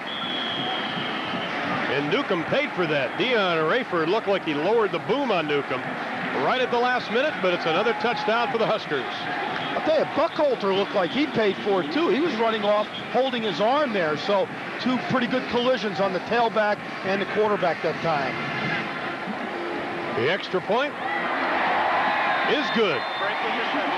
Carl Buckholter gets the touchdown after the pitch from Bobby Newcomb. We played less than 5 minutes here in the third, and Nebraska leads 24-0. This is a great example now of how to execute the option. Newcomb's going to get the ball. He's going to start to his left. He fakes to Makovica, who gets into the alley. Now, when he gets to there, what happens is Chad Kohler, who's the safety, has to make a decision. He should keep going on Buckholter, but no, he comes back inside and allows Newcomb to take the ball up inside. It is Childs on the kickoff, gets his way up to the 20-yard line. The Kansas trailing 24-0 with 10:39 left in the third quarter. Bobby Newcomb on the headsets talking to Turner Gill upstairs. Got the instruction. You know, much was made about Bobby Newcomb last week yelling at his teammates near the end of the game, and people said, oh, he was blowing his cool. But you know what? I remember Grant Wistrom and Jason Peter also yelling at teammates, and everybody thought they were great. Yeah, yelling is good sometimes. I think people overreact sometimes to what they see, but they don't understand what the player is saying. You know, he had a good look there at Buckholter also, who's over 100 yards as the I-back tonight. Confusion on the Kansas offense with 3 seconds on the play clock. Wagner has to burn a timeout. Well, what you don't want to do now if you're Terry Allen and this Kansas football team is come apart. And that's what happens to a lot of teams that come into Lincoln here. They play Nebraska, they get behind, the crowd gets going, and that's why sometimes the scores get out of control here. And Kansas is on the verge of letting this one get completely out of their grasp. They trail 24-0 with 10:39 left to play in the third. Now American Century Mutual Funds presents the play of the century. 1954 Cotton Bowl. Emotions have always run high between Rice and Alabama. But on this play, Bama's Tommy Lewis becomes the omnipresent 12th man as Rice standout Dickie Magel sweeps down the sideline. Lewis jumps off the bench, tackles him right in front of the officials, and then calmly walks back to the bench and sits down. An official walked the ball into the end zone and awarded Magel the touchdown. Tommy Lewis later stated that he just had too much Bama in him to watch Dickie Magel run by for another score. One of the great moments in Cotton Bowl history. Winbush and Fontenot now in the backfield. Wagner puts it up over the middle. Knocked away at the last second by Erwin Sweeney. Intended for Harrison Hill. Sweeney with his 7th pass broken up this year. You know, Sweeney's a guy who's injured most of spring practice and all fall camp. It's nice to see him come alive and be able to go up and knock balls down like that, because the coaches were a little bit concerned still about his sore ankle. And you know, we saw A&M try to throw right at Sweeney. They kept throwing away from Ralph Brown last week, went right at Sweeney, and I think Nebraska expected everybody to go at Sweeney again this evening. Yeah, it's a double dose to me. I think they're both really outstanding cornerbacks. Hey, Sweeney can fly. Winbush, the lone setback. Wagner, 3-step drop, a quick pass, almost intercepted. Oh, a lot of red jerseys there, not a whole lot of blue and white. And Terry Allen on the sideline tried to call a timeout. And one of the reasons he tried to call a timeout is it looked like there were only 10 people on the field for Kansas. But you can run an offensive play with 10 people. You don't have to have 11. That sets up a 3rd down and 10 situation for Kansas tonight. They have been successful only 1 time out of 6. Winbush and Fontenot in the split backfield. Wagner rifles the ball again, incomplete. That time intended for Tremaine Fulton with Ralph Brown on the coverage, and Kansas will be forced to kick it away. Well, Wagner's been a little erratic tonight, but part of the reason is the rush from Nebraska, and the other reason is the great coverage that the University of Nebraska secondary is employing tonight. George Darlington, the secondary coach, I think just does a fabulous job with this Cornhuskers secondary. He's been the coach for 26 years. Matt Tyler set to kick it away. Kicking with the wind, and he skies one. Walker at the 38. Looking looking for some running room, gets up to the 45, maybe the 46-yard line before he is dumped. 41 yards on the kick, 8 on the return. Frank Solich played for St. Ignatius High School in Cleveland, Ohio, then came to Nebraska, played for Bob Devaney. Up 7-7 here. And here is Solich, what they call Fearless Frankie. Solich takes it at the 10. He's back to the 50. Then junior running back Frank Solich returned this kickoff, 89 yards, helped Nebraska to a 27-14 win over the Oklahoma State Cowboys. He could run the football pretty well, and so can his Huskers tonight, because they are going right at Kansas.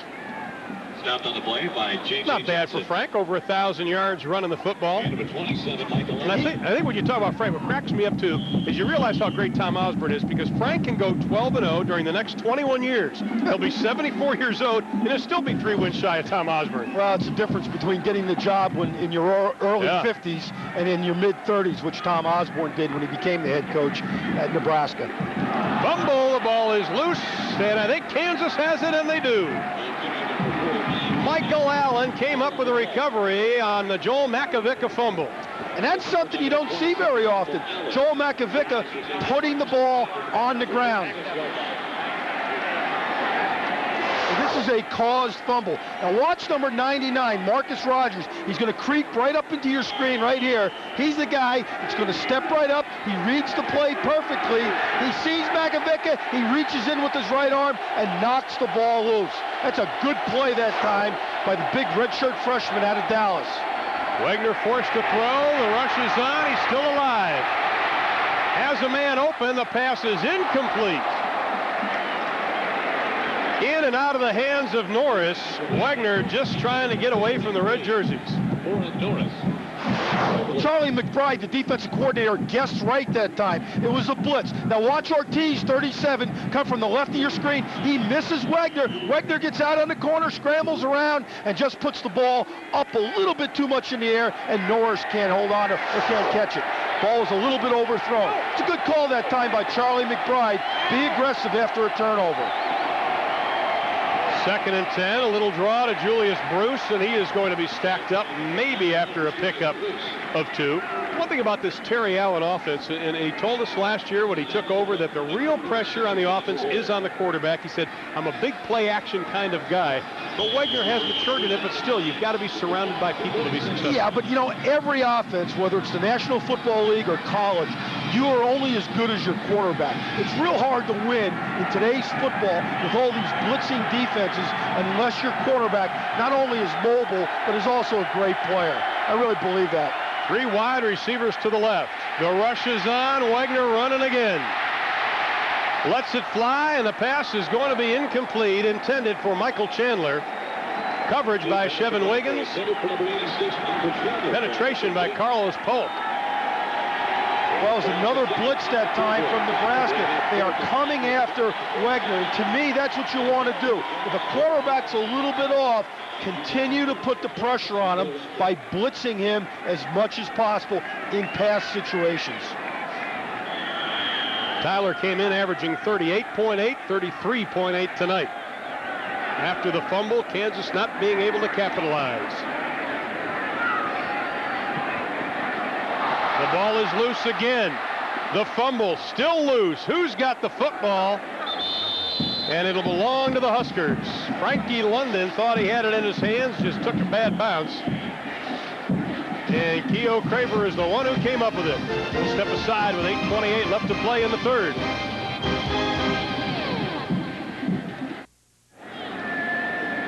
Nebraska leading 24-0, and Frankie London was injured on this play. We want to let you know that this may be a little graphic, so turn your head if you're a little bit squeamish on this. But after the miss, you can see Frankie London's left leg. He goes to catch the ball. He misses it. He goes to try to pick up the football, and a Jayhawk coming down the field just lands on his left ankle. We hope that Frankie London's all right. He's a courageous young guy that was a quarterback a year ago, and he's now moved to wingback, and not a selfish guy, a guy to put the team first this year by moving positions after he lost the quarterback derby this spring to Bobby Newcomb. And they brought out a wheelchair, make sure that put him in there and get him off the field. We hope to update his condition, but we wish Frankie London the best. One thing about Nebraska, though, they continue to move ahead and add seats and make this Memorial Stadium one of the finest facility in the Big 12. But first, we'll take a break with 8:28 left to play in the third.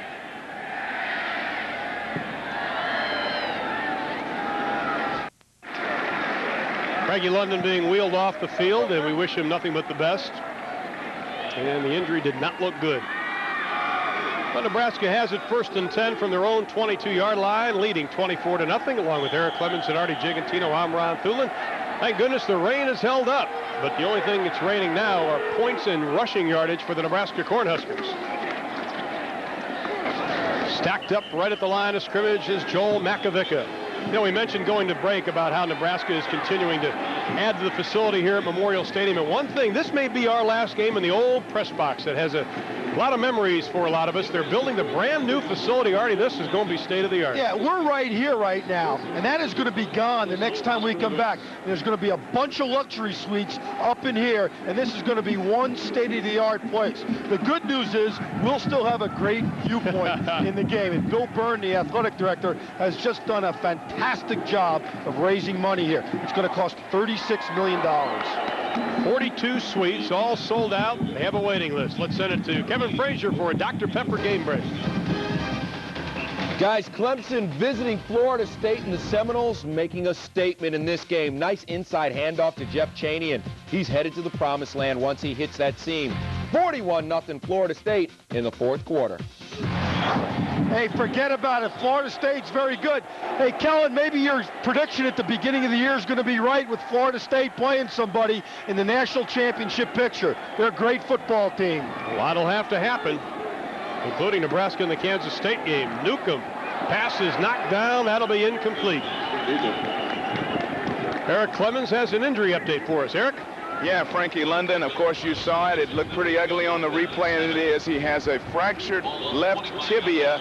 But as he was being taken out of the game, his spirits were good. He looked up at Chris Brown and said, hey, finish it out for me, baby. As you know, Chris Brown, London is his holder, so they're going to have to make a replacement on the Nebraska side should Brown have to kick again. Guys?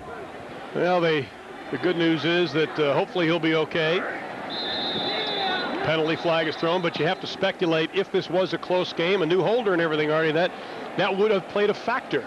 Yeah. Prior to the snap, the snapper, offense, 5-yard penalty, repeat 4th down. the snapper, the holder, and the kicker are all one.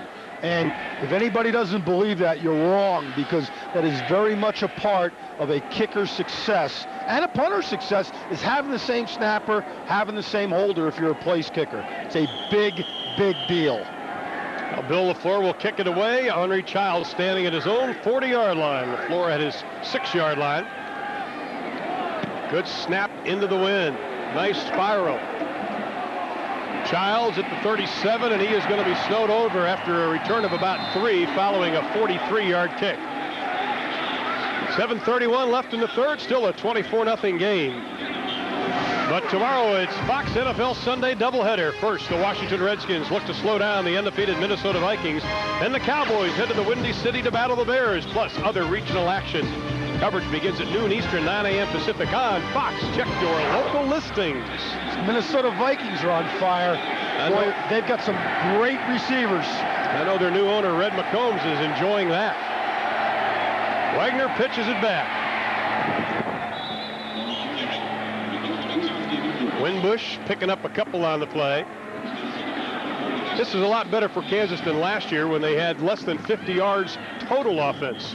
Yeah, they had 48 yards total offense a year ago on 48 offensive plays. They lost 35-0. This guy, David Winbush, didn't play very much in that game, but Nebraska dominated that game in a rainy night in Lawrence, Kansas. Winbush and Norris in the backfield.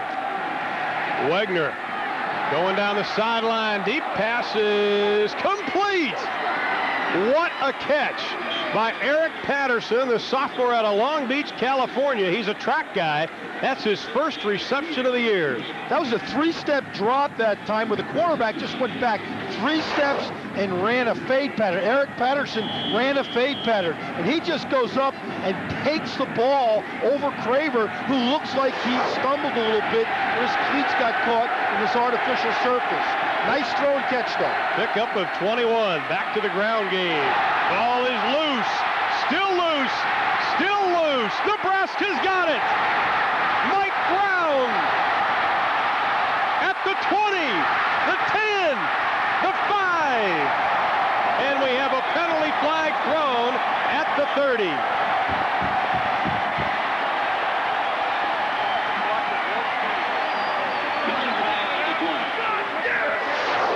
Well, it's probably going to be a clip, but watch Winbush. He cuts back up inside, and the ball just gets ripped right out of his hands. Obviously a scramble for the football, but Mike Brown picks it up.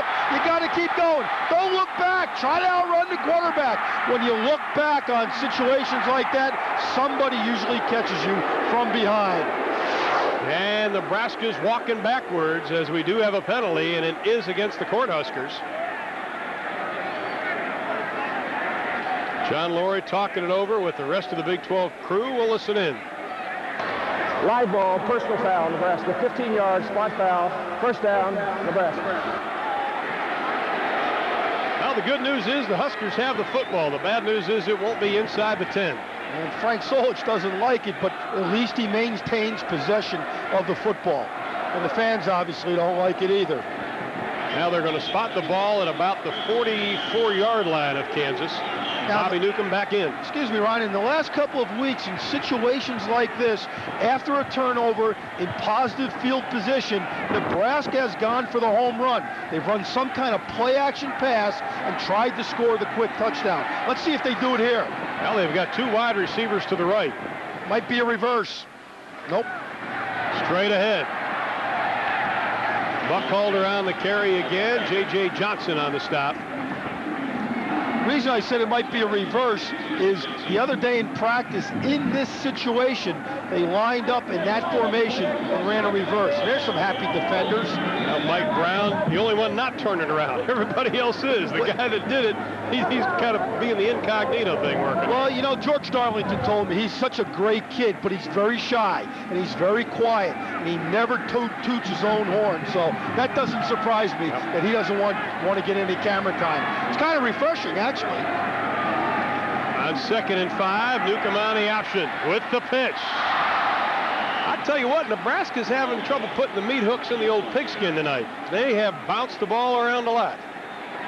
Well, that to me, that time was on the tailback, Correll Buckholder. I mean, the ball was right in his hands. I thought Newcomb pitched it at the correct time, but you're going to see him right out here. You got to be able to catch that one. The ball is right in his hands. It was almost too close, but he still should catch it. And I still say this, Ron, I don't care how cold it is out, I don't like it when running backs wear gloves. Marcus Rogers down for the second time tonight. And hopefully for the second time tonight, he'll get up and walk out under his own power. Well, Kansas does not need another injury at the linebacker position. We talked about Steve Bratton, their inside linebacker, who's been a 4-year starter for this Kansas defense, is not here tonight. J.J. Johnson's been hampered by some injuries. They've been very thin at this linebacker position. This young man has a great future, and he's got to play for this Kansas team tonight in order to stop Nebraska. One thing Kansas wanted to do is make Bobby Newcomb make decisions. They have, but Newcomb's been making all the right decisions. Buckholder straight up the middle, bangs his way inside the 35 down to the 33-yard line. Jamie Harris, the left cornerback, on the stop. Didn't play in the Baylor game. Michael Allen also there to help things out. We talked about this at the beginning of the broadcast, that the secondary had to come up for Kansas and make tackles. The defensive staff from Kansas felt that they didn't tackle very well last week in the secondary. But Dick Mosley, who coaches the secondary, said, hey, we've worked very hard at coming up and making tackles this week. Nebraska already bettering their last 2 games combined rushing the football. Newcomb's pass is complete to Matt Davison, and he gets inside the 10. His second reception of the evening. We have a penalty flag, however, thrown right at the line of scrimmage. Davison in his second start of the year. Of course, the hero of that Nebraska-Missouri game last year. That was a great pass that time by Bobby Newcomb. He was looking all over the field, and he just drilled the ball in that time to Matt Davison. A lot of people question Bobby Newcomb's arm, but those who saw him in high school said he throws a lot better and a lot more accurate than you might think. Yeah, come to practice and watch Leaves it the hands sometime. on the defense, striking with the face mask. 10-yard penalty. Watch the offensive line here of Nebraska, vintage Nebraska.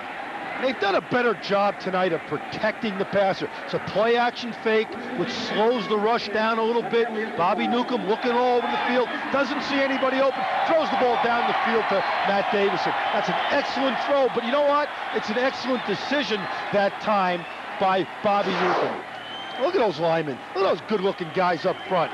6'2", 298 pounds. You never see big 6'6", 6'7" offensive linemen here at Nebraska. On first down, slashing inside the 5 again, it is Buckhalter. And one of the reasons you don't see big offensive linemen here in terms of how tall they are is they want guys that have leverage. And as Milt Tenneper says, the offensive line coach, he wants a bunch of pudgy-looking guys that'll just get after you and have leverage. Now, I don't call them pudgy. I call them big. But he calls them pudgy guys that'll just get after you and that are smart and can pull and block. And that's what this group does. I call him Sir. I call him Sir, too. Second down and goal. Ball is on the 3. 2 tight ends for the Huskers. Buckhalter into the end zone. Touchdown, Nebraska.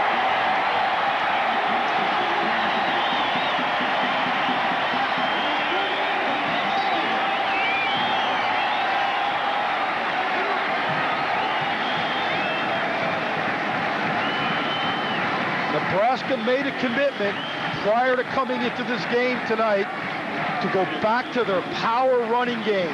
That means their non-option game. Give the ball to the fullback, give the ball to the tailback inside. That was a great example of it.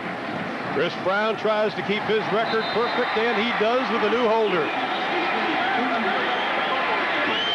Following a turnover, they had only one in the previous 2 games. They've got a couple tonight, and this led to the touchdown. Buckhalter, his career high 3rd touchdown tonight.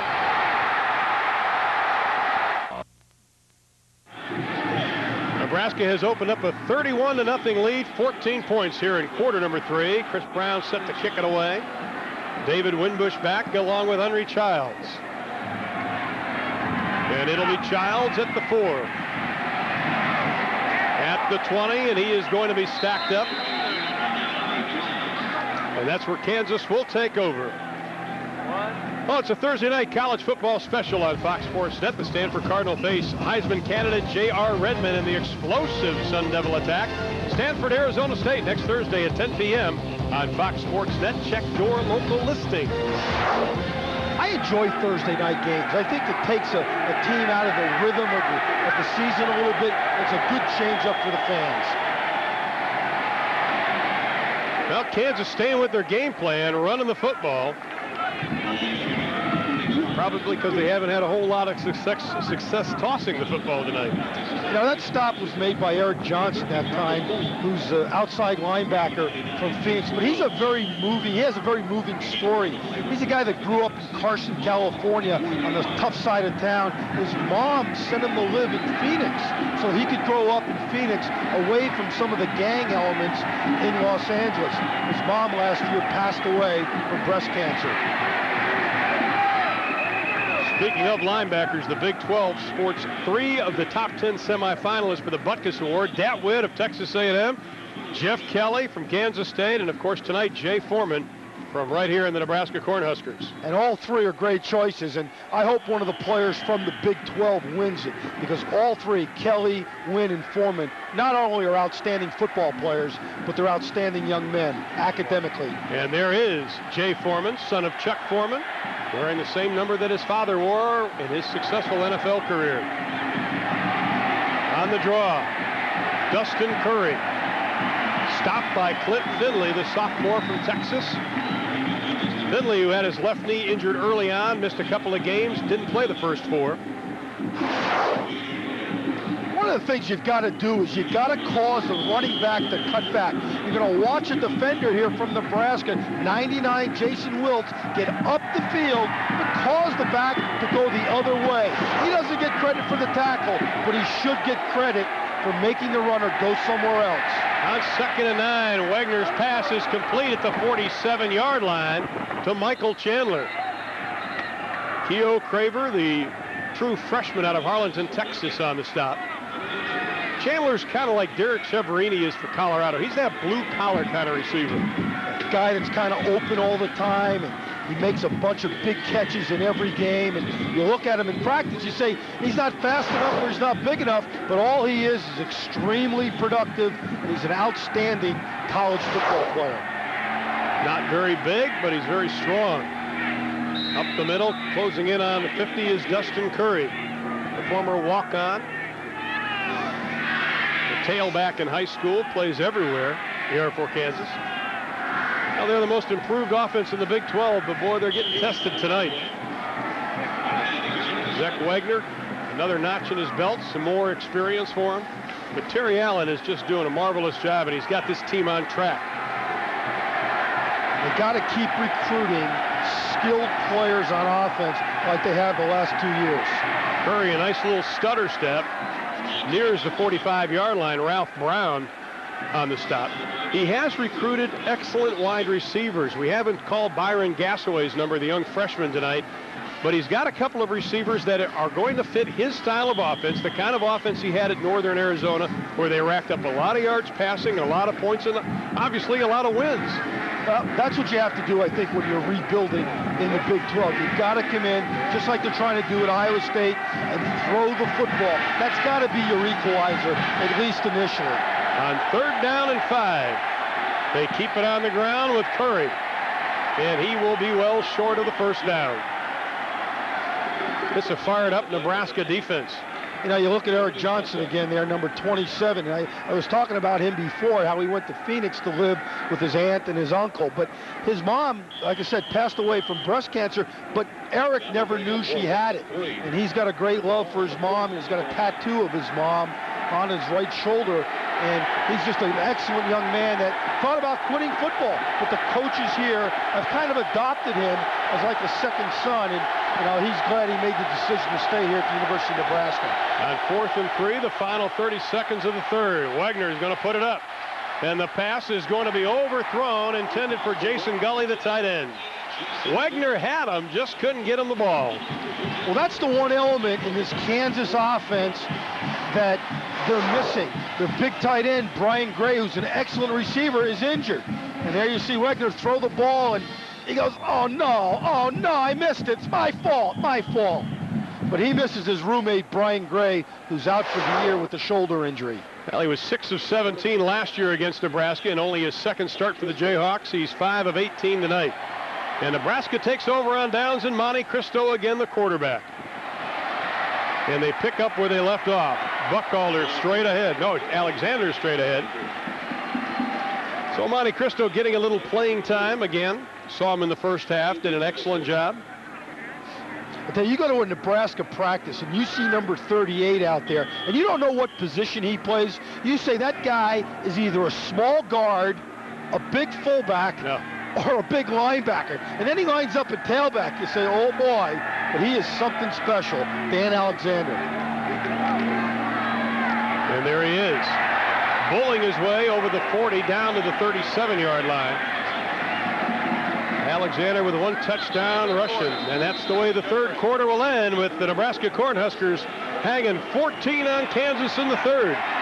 With 15 minutes to play, the Huskers lead 31-0.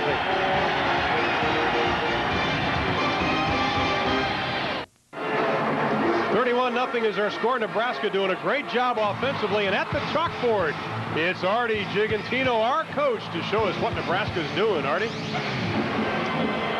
One of the things Nebraska wanted to do tonight was establish the tailback power game. And here's how they're doing it against this Kansas 34 defense. They're starting off, they're widening the defensive end. This guy's blocking here, he's blocking him. The fullback is coming up in here, and the tailback's running up in here or back here when this guy flows over the top. It's been very successful, the tailback power game tonight for Nebraska.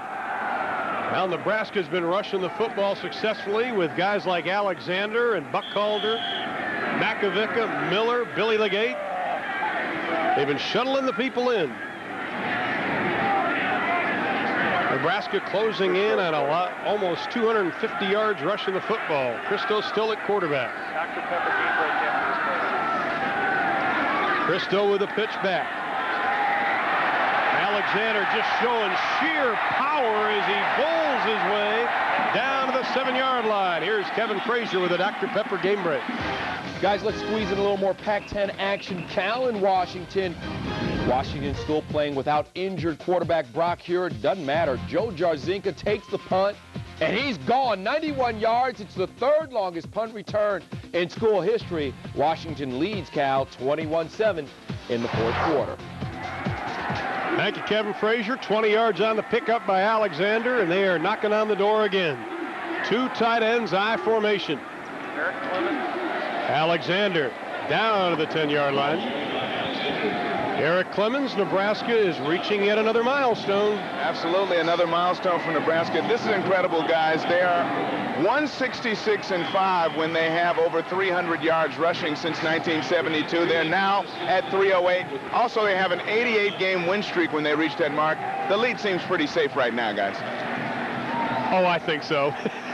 Way to go out on a limb, Eric. How about this one? They're 275-1 when they score 35 points or more in the history of Nebraska. Alexander looking for some running room. May have gotten back to the line of scrimmage. Andrew LeClaire on the stop, son of Jim LeClaire. Of course, he played for the Cincinnati Bengals, you might remember. You know, we were talking about these stats here at the University of Nebraska. Now, I wonder if those stats were intact when the Nebraska Cornhuskers were called the Bug Eaters way back when. That was the original name here. Yeah. It's like... And you know, Ron, our historian, our resident historian, right, our director, Ken Fouts, who is a Nebraska grad, told me that at breakfast this morning. Now, really? He's here also this weekend with a reunion of his fraternity mates because it's an alumni weekend and it's homecoming here. So, did he graduate? He graduated. Okay. He's one of the great Cornhuskers or Bug Eaters of all time.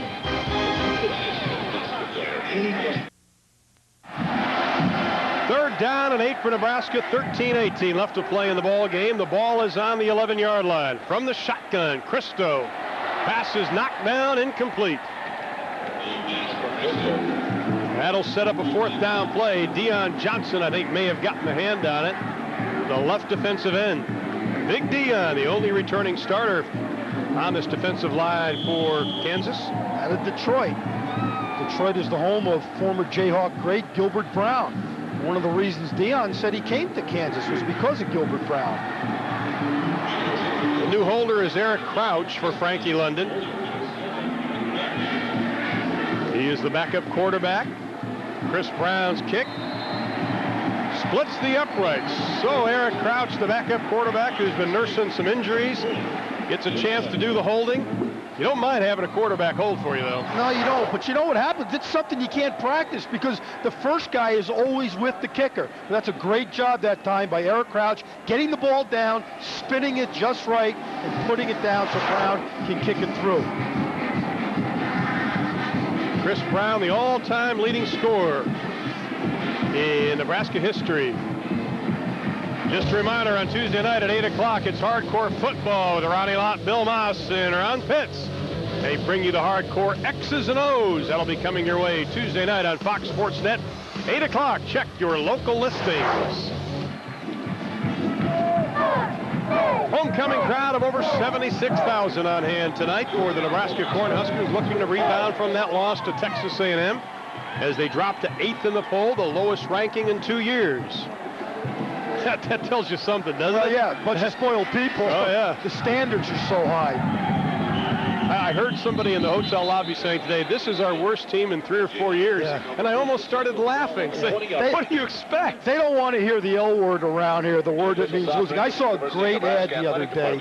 I was going to work out the other afternoon, and there was a big billboard. And it had a picture of Frank Solich standing there in a coaching shirt. And it said, size medium. It was advertisement for a store to sell these Nebraska shirts. So it said size medium, and right above Frank Solich's head, it said expectations XL. And they are. And they are. And Frank Solich says, he said, I don't ask people how we're going to do, they tell me. I always like that line. He told us back in July. He knew what he was getting into. This isn't his first rodeo. And I'll tell you, he's an even-keeled guy. I think he's egoless. He's open. He's honest. He's not a very flamboyant guy, but he's a focused man. He's very similar to Tom Osborne in a lot of respects. Fontenot and LaBruce in the backfield. Wegner going upstairs, and the pass is complete, but dropped by Brian Gassaway, the young freshman out of Grandview, Missouri. The prototype style, at least as far as a wide receiver. He's got the size and the speed. That time just didn't have the hands to lock it up. Yeah, but Keo Craver knocked that ball out there, too. And Craver's a young man, number 3. You saw him there from Harleton, Texas, that's got a great future here at Nebraska. In fact, he comes from a town, Ron, of 1,000 people. And his high school efforts his senior year as a running back were the second best in the history of high school football. He scored 50 rushing touchdowns his senior year. On 2nd and 10, Wegner's pass is complete again to Michael Chandler. He tiptoes out of bounds just short of the 40-yard line. That'll be about 3 yards short of the first down. That'll bring up a 3rd down. Wegner had a little zip on this one. Well, you know what's good about him? They're not giving up. They're competing here in the 4th quarter, even though they're behind, and just get this offense better and utilize this time to improve yourself as you go into the last part of the schedule. I can easily see him passing for 300 yards a game. I think they get the right players behind him. He might be able to do that. Hancock in motion. Wegner straight drop. Incomplete, right in the hands of Hancock, the sophomore out of Kansas. We got to get you one of those hats, Artie. Yeah.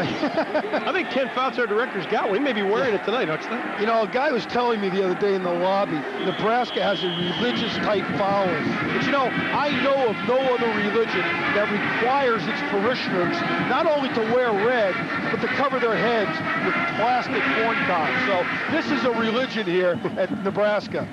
And that was a parishioner. I'll pass. Kansas is going to be forced to kick it away. It hit somebody. I'm not sure if it hit a Husker or not.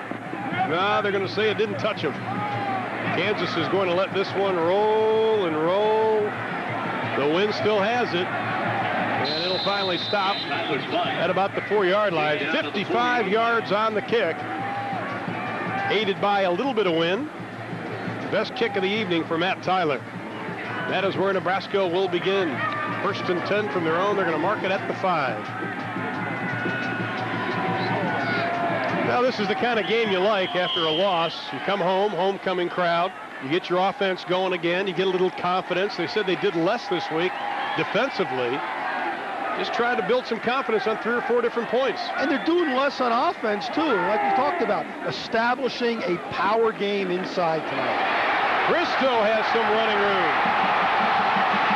To the 30, the 40, and they'll mark him out of bounds at the 47-yard line. Greg Erb, the sophomore out of Lawrence, Kansas, finally runs him out. One thing Nebraska does do if you lose, it's kind of like a wounded animal. They come bouncing back. Well, you know, you look at their 4 non-bowl losses since 1992. They have bounced back each and every time. And obviously it looks like they're going to bounce back tonight and continue this little streak they have. But when you lose at Nebraska, there's an unbelievable sense of urgency to get back on the winning track. After the pickup of 42, they head right back up the middle, and it is Dan Alexander. That run by Monte Cristo, that is only their 7th rush for over 25 yards this year. And that was a good one by Cristo. And, you know, he's a guy that is not known for his speed. You see him fake it up inside. It was clearly a quarterback keep the entire way. It's almost a form of a bootleg, but he skirts around the end and picks up some big yardage. Nice job by him, but a great, great fake. Nebraska's rushing average dropped to about 273 a game following the last 2 contests. They're well over that tonight. Cristo lunges forward down to the 32-yard line. You know, you were talking about that before, Ron. You know, they came into the game tonight averaging only 237 yards on the ground per game. Now, the last time Nebraska averaged fewer than 290 yards a game was in 1976. They have won 7 out of the last 9 rushing titles in college football. So they know how to run the ball here at Nebraska, and they want to run the ball here at Nebraska. And they need to. Christo's going to keep it. Hopscotches his way down to the 25. Patrick Brown trips him up, and that'll be another Nebraska first down. Another Pac-10 game coming your way on Fox Sports Net when we wind things up. It'll be USC versus Washington State with Steve Physiak, Tom Ramsey, and Paul Sunderland. They are standing by. USC Washington State next on Fox Sports Net. But Nebraska on the run again. Alexander and Miller in the backfield. Miller bangs his way down to the 22, and again Patrick Brown on the stop. Patrick Brown is only 5'11". He's 210 pounds. He's not the biggest back in the world.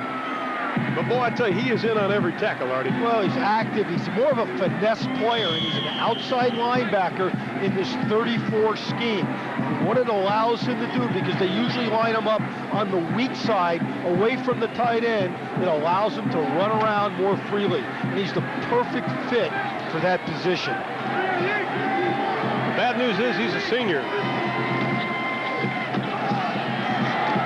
Alexander showing some strength inside the 20 before J.J. Johnson hangs on and brings him down. Johnson the last couple of weeks playing pretty good. But slowed up a little bit by an ankle injury. He's a guy out of Los Angeles, Jefferson High School, that they were not sure was going to start tonight because of his ankle injury. Alexander with 76 yards rushing the football, came in with 87 total on the year. Nebraska 3rd and 4, ball on the 19-yard line. The Huskers with 386 yards rushing. Christo keeps it, it's going to be wrapped up. Loses about a yard on the play. Kareem Carter, the junior out of Santa Monica, California, on the stop. And we have a flag. Now another junior college player playing for Kansas. What Kansas is trying to do is increase their depth with some junior college players. Rayford's a junior college player. Carter's a junior college player. Caston's a junior college player. And I'll tell you, it really helps from a depth standpoint. Well, Terry Allen saying decline it. Block. Offense, penalty is declined. 4th down. Chop block, cut block, they've got all sorts of terms for it. Well, it was a wide receiver chop block. If you're a wide receiver cracking back, you cannot block below the waist. If you're a guard or a fullback coming out, leading on the play, you can block below the waist. That is what's called a chop or a cut block. Well, Nebraska 4th down and 5. Ball is on the 20-yard line. They have 10 to snap it. And they're going for it. They better hurry up. They're going to run out of time. 5 seconds to snap the football, and they do. Christo with a pitch. Back to Alexander. Running room. Tries to get to the 10. He does. He has the first down, and Nebraska 1st and goal to go. What a specimen for Alexander. You know, sometimes if a quarterback's a little bit slower, like Christo is, it allows the tailback to get out in front of him, just like this relationship right there on the pitch. He doesn't get on the corner, Christo doesn't, as fast as Bobby Newcomb. It allows the defense to focus on him a little bit more, but it also gives the big tailback or the I-back more running room. 1st and goal from the 9 is Nebraska's Alexander again picks up a couple more, and that might just put him over 400 yards running the football tonight. And D'Angelo Evans, quote, starting I-back, is not here tonight. He's not playing because of a tailbone bruise. So when he's in the game, between the 3 of them, they can really crank out the yardage. Well, they call Buckhalter Big Train. You got Alexander, who's a big body. And Evans, who's just fast. Who's just flat out fast from the eye. Alexander popping some pads as he makes his way down to the 5, and it'll be 3rd and goal from the 5. And Dave Gillespie, who's the running back coach at Nebraska, was an administrative assistant a year ago to Terry Allen at Kansas. So he's now coaching the running backs here at Nebraska. You can here the pads popping. You know, Frank Solich used to coach the running backs when he was under, obviously, Tom Osborne. He used to challenge the other running backs to push-ups. In fact, he challenged Amon Green, the great All-American. Green gave up. Solich won it. On third down and goal from the 5, Greg Erb makes a great stop on Dan Alexander. That'll bring up a 4th down scenario. That wasn't a very good pitch that time. It looked like it was a little bit behind him, which is why Alexander had to slow down a little bit, because he did not catch the ball in midstream.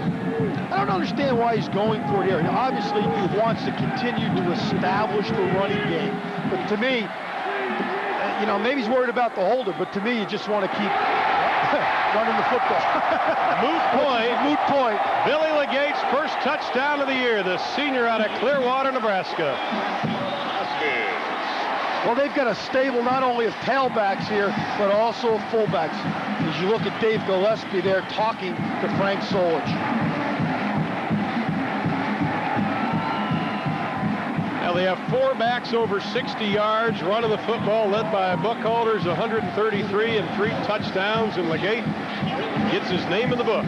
And Brown tries to keep his record perfect. And he does. Billy Legate came in with 2 carries for 5 yards and no touchdowns, but he gets it all on that play. Nebraska in a big way. I'll tell you, the Trojans are smarting a little bit from that loss last week to Cal. They were ahead 31-10. Cal came back and beat them. And Haydenfeld kicking it off for Nebraska, getting a little playing time. And go back to that touchdown by Legate, his first career touchdown. Now watch the offensive line play. Watch Adam Jolch come over here and scoop block. But watch big old James Sherman, block number 45, J.J. Johnson. This is perfect offensive line play. He takes Johnson and just whacks him down the line of scrimmage. And the hole is big up inside for Billy Legate. Well, the Nebraska Cornhuskers have won 29 straight games over Kansas. They average better than 5 touchdowns better than Kansas in that span. This is Winbush. Penalty flag is thrown at the line of scrimmage. So they have dominated the Jayhawks. Last win by Kansas, 1968, and the hold will go against Kansas.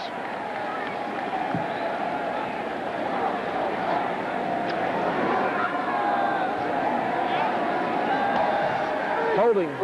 Offense. 10-yard penalty. Spot foul. Repeat first down. Nebraska, who hasn't lost to an unranked opponent since Texas in 1996. That was in the Big 12 championship game. We'll keep that record intact. Kansas being pushed back. Well, the round of applause is for the Padres beating the Yankees 5-2 in the World Series. Now, why would there be Yankee haters here in Lincoln, Nebraska? They're everywhere. They're everywhere. Right. They are. We should correct ourselves there. San Diego is leading the Yankees. They haven't won. They're still cheering. And a penalty flag is thrown. With 6:25 left to play in the ball game. Dead ball. Personal foul. Defense. At the end of the run. 15 yards. Even though the game is out of reach, head coaches just hate having penalties like that. And they'll mark it off. Well, next week on College Football Saturday, East Carolina meets Lee Roberts and the Golden Eagles. Then Rick Neuheisel's hard-hitting Colorado Buffaloes look to up their conference mark as they take on the Kansas Jayhawks. Check your local listings for the games in your area. Southern Miss has played such a tough schedule for Jeff Bauer and company, but they just might bounce back and finish a pretty good year. And a big win today by the University of Colorado against Texas Tech. The deep pass is going to be incomplete. Wagner looking for Tremaine Fulton. And talking about that Colorado game, and you and I watched most of the game, Mike Machete, pound for pound, has got to be the toughest quarterback in the Big 12. He took some shots today. Never, ever just laid there. Got right back up again. And Colorado gets him out on the perimeter a great deal, running the option, running rollouts and sprints and bootlegs. So he's in positions just to get nailed. But I'm like you, he's a tough little guy that just gets up each and every time. And, you know, he's a junior college transfer that's just done a brilliant job so far this year for Rick Neuheisel. Wagner scrambling, and the pass is going to be overthrown. And we talked about those young receiving core of Kansas, but Wagner's had problems getting the ball. Harrison Hill has one catch. Tremaine Fulton doesn't have any. And Wagner has a little bit of a problem moving and throwing the football. To me, he's more of a pure drop-back passer. He's at ease with himself in throwing the football when he's in a drop-back situation as opposed to moving on the corner.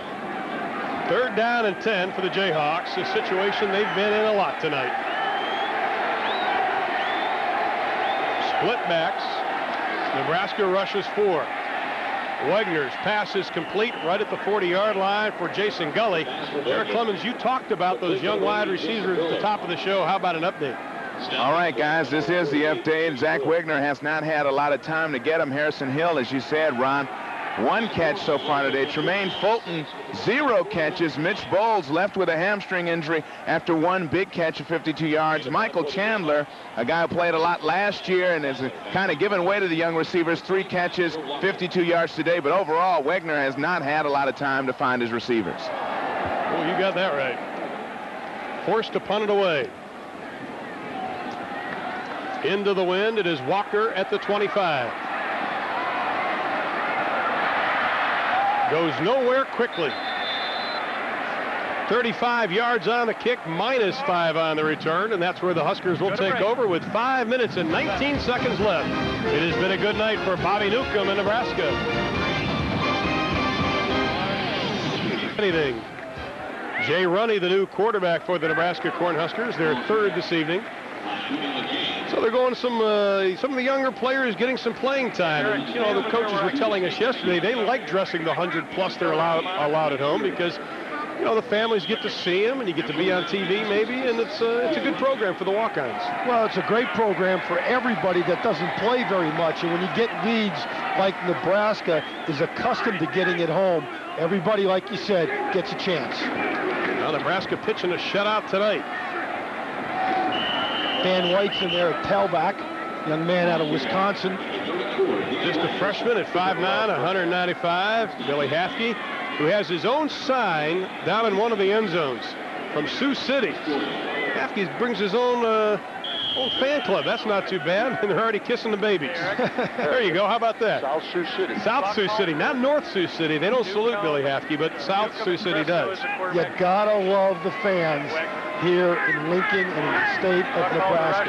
You just gotta love the support of this football team. Ben Kingston and Dan White. In the backfield, this is White.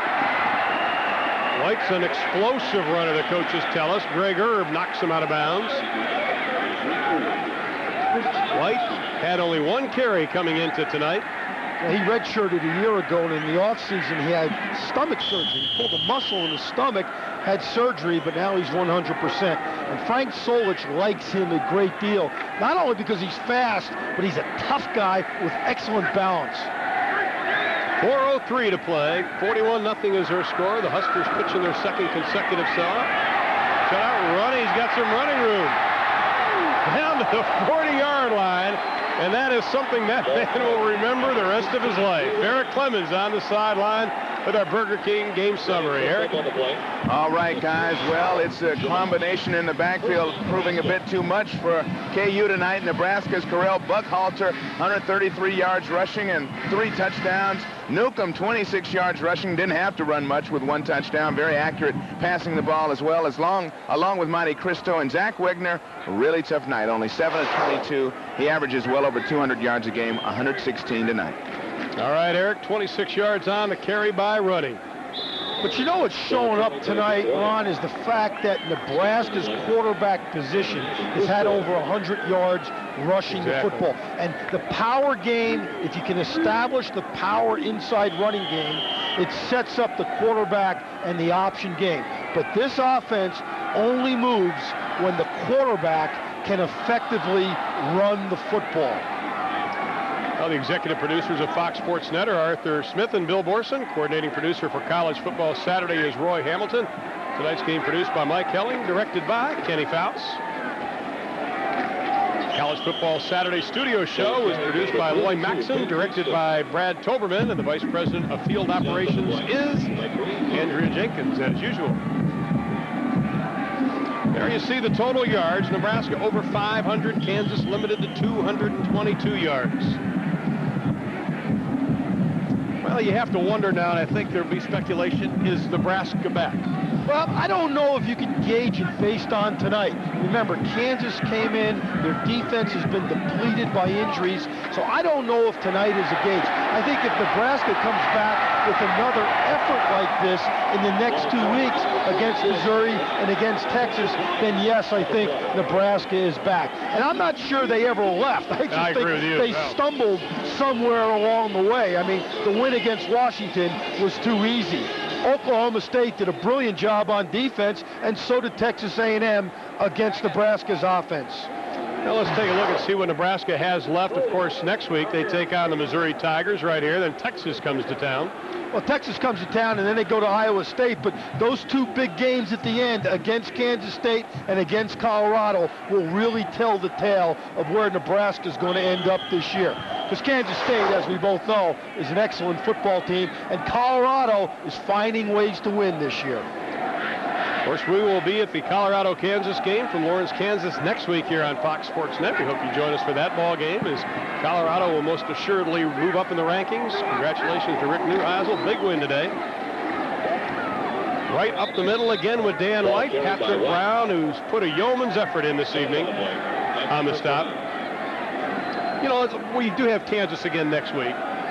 You see their record. We mentioned the fact they have been in position to win the conference games. They're just about 1 or 2 or 3 or 4 plays outside of tonight from having a winning record. Oh, sure. They're 0-4 in the Big 12, and it was a total. They've lost those 4 games by a total of 38 points. So they've hung in there. Now, they were 5-6 a year ago. Obviously, Terry Allen and his staff want to come back and be 7-4 or 6-5 this year. I'm not sure that that goal is attainable based on their start. But they're a young football team with a young, energetic coach, and they've just got to hang in there.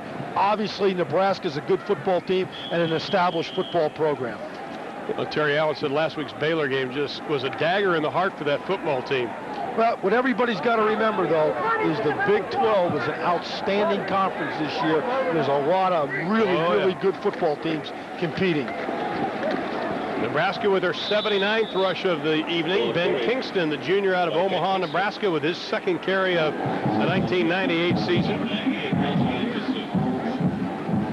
And Kansas will take over, and that tells the whole story. 461 yards rushing, 79 passing, 540 total. How about 545? We'll add a couple more after that last run. Kansas takes over on the 35-yard line. Just a reminder, we go to Pac-10 action immediately following tonight, USC and Washington State. Steve Physiak and company standing by. Zach Wagner continues at quarterback for the Jayhawks with 63 seconds left. Julius Bruce bounces to the outside, and he'll be shoved into his teammates. Well, there'll be a lot of happy faces in Lincoln tonight. I think some of the doubt will go away for a week.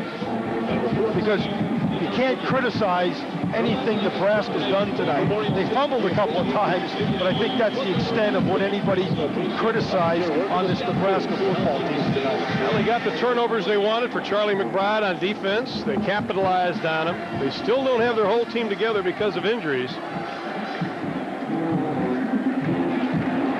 That's an oops play. Julius Bruce. That became a red Julius on that. Penetration that time by the Nebraska front.